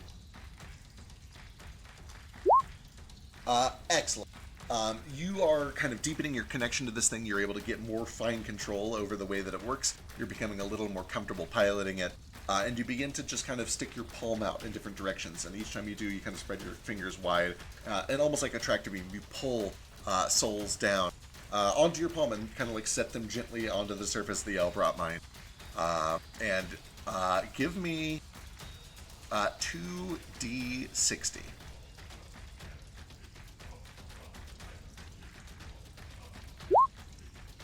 Nice clean number. Excellent. Over the course of a few seconds, trying to scoop up and save as many of the souls that you've seen flying around, you're able to grab a good 100 or so of these souls and save them from what probably would have been their impending destruction. And kind of pull them down. And you also get lots of bits, lots of nerves that have already been pulled free, eyeballs. You're able to kind of grab some of those bits as well and prevent them from being scattered any more than they already were. And you're able to kind of just start corralling them for the time being until you figure out what to do with them next. Cool. Anything else? Do I have anything else? I assume that was my That was action. pretty much it, yeah. Okay. Yeah, cool. All right, that brings us to the top of a new round. Still in the vision, Nordo. Okay. Alright, so I assume they got a little tossed around by this thing sitting up and kind of righting itself. Boy, with the passive arcana of 9, I'm pretty sure I don't understand that this thing is being controlled by mode at this point. I'm just going to keep attacking it. Legit. It is prone. You have advantage. Terrific. Oof. That is doubled because it's a siege weapon, so 44. 44 points. Does this thing. It is still up, but barely. With 32 a more. second cleave, you basically are able to run along the torso of this thing to right up under its neck, where the whiplash of falling over has exposed this huge crevice the size of a cave. And inside, you can see that there is just this one long tube, probably like 10 feet wide, that there is arcane energy just coursing through, like a major nerve or a throat or an esophagus. You sink the Crimson Debt into it. How do you want to do this? I would like to, just as he said, find like an important bit, and Nordo doesn't know jack shit about Arcana, but he's watched Gale tinker on a few things, and that looks like an important wire, so just takes his axe up and just starts hacking into it, and if there's some sort of oil or arcane fluid or even just a plasma or goop or something, as it collects on Nordo's scales, he will absorb it as he does with blood. And that's about it. Excellent. Moat, you feel this tightness at the base of your throat as you are shunted back to reality, forced, ejected from this machine. You wake up kind of up to your ears in the couple inches of water at the base of this floor. Just as the machine to your side kind of bursts, you see bits kind of fly all over the place. It goes completely limp. Nomad and Vasu and Gale, you watch as the injuries that you've done out here, paired with the injuries applied to its astral projection, culminate in a small, thankfully not terribly dangerous explosion. The body of Legion is rocked to the side, barely conscious, effectively out of the fight, reduced to 0 hit point. You can see that one or two of the tentacles are still squirming in pain, waiting to be put out of their misery. Some things are going to happen inside, but I'm going to wait and see what folks do outside first. So real quick, before we resolve that, we're kind of out of initiative here. The first thing that you do see is that this pink field drops. My protection. The magical energy no longer hums. Your protection is gone, Gale. And as all you kind of hear is the wet cavern outside and the dripping of water from in here, and the squelching of Legion, who now just looks like a big old oversized slug, bleeding from several injuries that you've all put into it, gasping for breath to the extent that a giant brain can. How would you guys like to finish off the brainy portion of Legion out here? May I approach it? Absolutely. Kind of like, telepathic. Like, no, you don't understand. He just kind of like kneels on it, like bleeding heavily. He's breathing heavily. He just kind of. It has no eyes, no face from which to like emote. He just lays a hand on top of it. And he says, "You feel them. You feel fear. You feel guilt, sadness, loss. You have wants, not ambitions, hopes, and dreams. Now, it's not about ascension. It's not about becoming more. It's about doing what makes you happy Fragile creature. Just pets it. Are you so different that power doesn't make you happy anymore? Power never made me happy. Power is a necessity, a tool. These people make me happy.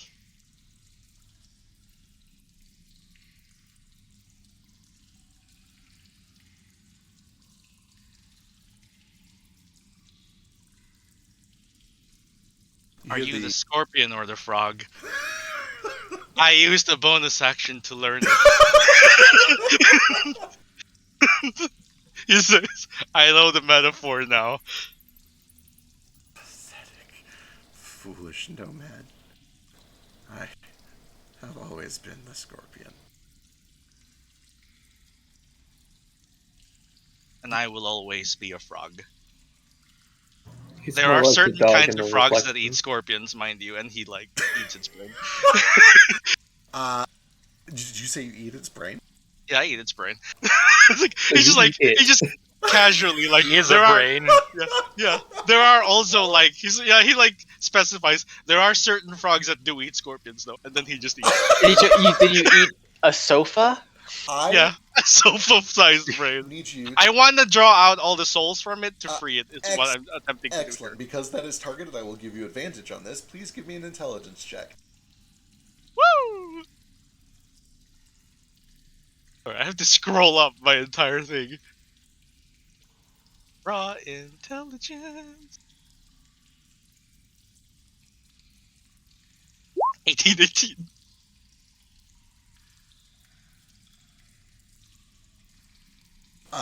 The next several minutes. T4. Oh yeah, throw that on. That could be very important. 22. The Nice. next several minutes are a blur of pain and confusion that you have not really felt since you first came in contact with the first Elbrot mine deep underground, traveling with the Hive years ago. And when you awake, you feel the same new exponential tier of power that you did then. Another order of magnitude within your fingertips. This time, on the verge of bursting. This is more power than you can contain. This is power that aches at every level of your physical body and also at your mind, at your mental capacity. You are effectively exhausted too for the time being, but you can feel within you you have doubled or perhaps even tripled the number of minds that now, for the time being, reside within you. Nomad is trying to make his way toward the Elbrot mind to like vomit into it. He's just trying to free the minds. You know? If it matters while that's going on, I was gonna head over to the Elbert Mine to try to mend it. Okay, Yeah. excellent. Thank you. Vasu and Gale, what do you guys do in the first couple of minutes while this is going on? Mode is trying to mend the mind itself. I try and figure out what the fuck this tube was for. Excellent. Give me investigation or Tinker's Aside from just giving me a convenient barrier. I had no idea you were going to use like that. That was the last thing I was expecting. That was delightful. Surprise. Hope it wasn't important. Well, we will see. 30. 30? Nah. It was, everything's working fine, so clearly it wasn't that important. Whatever it did, it certainly is going to have trouble doing it now. However, it's bullet shots. You could potentially mend it with some work. You're a skilled... I mean, it's just an iron tube. That's all there is to it. It's literally just an iron tube. You are able to determine, with a 30, it was definitely connected to the Elbrot mine somehow, and it is also definitely connected through the wall here. There's something on the other side of this wall that it clearly connects to. Do I have any idea what it was like? Based on like my understanding of this layout, do I have any idea where this could be going? Because like we didn't really see anything else. Yeah, it does seem reasonable to you that there is probably some sort of a hidden room that it leads to. And it also kind of tracks that it might be behind this Benoisium wall that they were trying to eat their way through, too. Okay. So that is a possibility. You imagine there's definitely some sort of a secret control room. With a 30 on Tinker's Tools, you don't see any signs of like seams or anything in here. Although it is a hollow tube. If you got everybody small enough, you could potentially go through the tube and find where you hop out. The Yeah. Nautiloid. I was actually thinking about that earlier. I know that canonically, or like rules is written, you can't be affected by a spell more than once. But if I was to cast Reduce on myself enough times, could I crawl my way through? I'd allow it with some increasingly difficult spellcasting checks. I think that's Can cute. we just get into the Nautiloid and just shrink down? Well, some of us can, but That's some why of us are still in chicken-sized. hell. Right, the Nautiloid is also chicken-sized, which is too big. This is about 3 inches in diameter. Oh, right. Can Oh, you I thought cast it was- It's reduce not on the Miss Frizzle's Nautiloid magical to make bus. it even smaller? Uh, It would not shrink the people inside, though. Right. I Yeah. am going to. Yeah, I'll. Shit.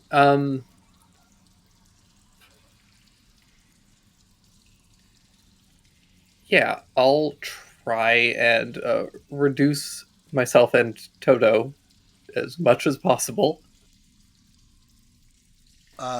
Delightful. I guess the first one's free because the spell just works. I'm going to say that the second one will be a DC 12, the third one will be a DC 16, and if you try a fourth, it'll go for 20. Okay. I'm quite small to begin with. You are. It cuts your size in Half. Half? or Yeah. half, right? Well, your height. Yeah. Your size in Height. any dimension. So yeah. Your height, your your weight is weight is- eighth. Weight of the Yeah. eighth, yeah. So you need to get your height under. Like, if you can get your height under 5 inches, you could very uncomfortably crawl your way through it.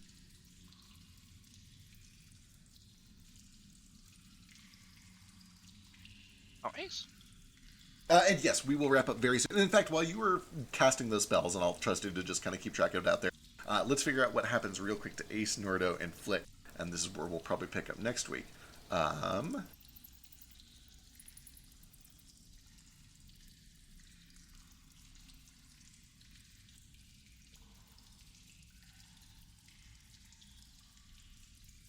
Oh, right, I forgot your... well, there you go. We'll just do this.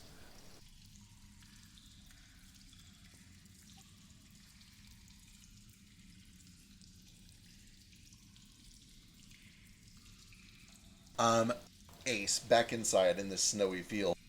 After a little bit of time, you see that this furbolg kind of trudges out. He's got, in his own hand, kind of a big metal stein filled with some sort of a hot drink. And he hands to each of the two of you a couple of mugs, clay mugs, look lovingly handmade, if a little rustic. And there's some sort of like coffee or hot chocolate or cocoa in them. And he's like, I ain't had no visitors in a very long time, but I hope you like cocoa. What's all this about saving the world? This is very kind, but I don't really have time for this. I need everyone. I try to project my voice as loud as I can. Like, I need everyone to listen to me, and then I'm just gonna try to tether again to like everyone around me that I can. All right, excellent. Give me one last charisma check. I believe in you. You have advantage.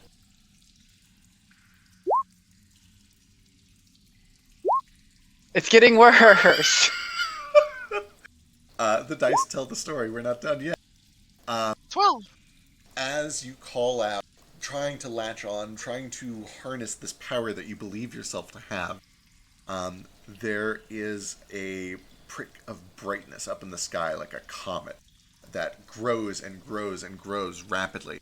The last thing that you hear for the time being is creaking tree says, "No, wait, hey, where are you going? What do we do? What do we do?" And then there's silence and kind of a ringing in your ears for a moment. Outside, Flick and Nordo, yours are a little bit less dramatic than that. It is kind of instantaneous for all of you. There's no drawing sensation. It simply happens in the blink of an eye. But all three of you wake up. Back on what seems to be the material plane, although you're not entirely sure where.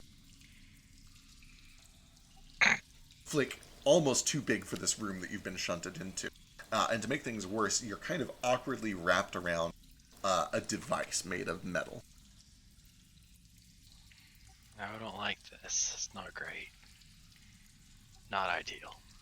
After a few seconds of kind of like waking up, getting your bearings, you hear a couple of bangs coming from the wall to your south, like somebody tapping on a lead pipe with a wrench. Do I feel Aurora's is reconnected? You do. Who's banging? And you guys outside can hear Ace reconnect to the Raris and ask who's banging. Gale, you just banged on this wrench with this pipe with a wrench as you were investigating it. Hey, crawl through the pipe. What pipe? I just see a big old tunnel. What else do we see in this room other than this weird metal thing? Give me investigation. Unless we want to pick up. I know you have to sleep pretty soon, so it's up to you. I'd like to investigate things. All right. This room seems pretty simple. You're able to tell with a 36. This northwest wall is made of Benoisium. There are no signs of damage on it from this side, but it kind of tracks with you that it's about the right size and shape to be that same Benoisium wall that you were investigating outside there earlier. Inside here is a pretty plain room except for this device. There is a large ring, plenty big, probably about 12 feet tall and 5 feet wide at the middle part, that is connected to some sort of an arcane engine of sorts. There are no super obvious controls on it. In fact, it just seems to be a box with some glyphs and sigils that are written on it. They probably have some meaning to it. I have Tinker. I'm expert in Tinker's tools. Sure. Can I make a check? Absolutely. And while you're making that check, the most obvious thing is that sitting on top of this box is a kind of life-size raven made of the same metal. It's sculpted. That has its wings covering its eyes. One of its wings is covering its eyes, and then the other one is held up behind where a bird's ear hole is, right behind where its ear would be. As if it's covering its eyes and listening, is kind of the impression that the sculpture gives. And with a 27, you can tell that this box definitely kind of controls whatever this ring is. You're able to make out some of the glyphs as conjuration glyphs, but there's also a decent helping of glyphs that you would recognize as necromantic. And then you can see, last of all, that there is this pipe that kind of feeds into the southern wall, and that's where the noise was resonating from, like somebody was banging on it from the other side. I'm gonna close my eyes and try to listen, see if I can hear anything. Yeah. I'll do the same. Both of you give me perception checks. And the Rari's like, quit banging for a second. And this will be a 30. And specifically, I'm going to see if I can. I'm going to try to listen specifically, see if I can hear where Corallin's trapped at. You listen carefully. And the only thing you're able to hear is kind of resonating through the metal, like listening to somebody on the other side of a metal foil, is the hushed voices of Gale and Vasu, and Moat and Nomad. And especially, I can see... Go ahead. And especially the sound of what sounds like Nomad scarfing down Brain. You've heard that before. The unfortunate beak noises and tentacle noises. You can kind of hear the ping-ping of Gale's damaged metal leg, and Toto occasionally taking footsteps. He tries to be light, but it's still a heavy construct walking around. The splashing of water. Nothing supernatural, nothing that reminds you of Corlin, nothing that even seems like the realm where you just were. I can see what Ace sees, right? Yes, so you're able to see all of this as well. Based on where the pipe is attached, I surmise this is a device that lets you speak to people who are in the Elbrot mind. That makes sense. Mom! Unfortunately, the pipe has been disconnected. We can reconnect. We can reconnect it. Maybe we can do that next week. Yeah. We're sorry. The caller you're trying to reach has a voicemail box that has not been set up. The caller you're trying to reach has had their connection destroyed by Gale. Please try again later. Someone shot the caller you're trying to reach's phone. Someone shot the caller. Alright, this is where we'll pick up next week. We'll figure out Alright. what you guys do from here. No, just Too figure much it out. fun. Stop being such babies. It hasn't been. It hasn't. It's not 5 yet. Wait, not 5. Yeah, it's not 5 a.m. yet. There's 7 minutes. That's Right. what he's Yeah, saying. but I have to be at. But I have work. I'd be at work at 7 o'clock. 7 hours. Man,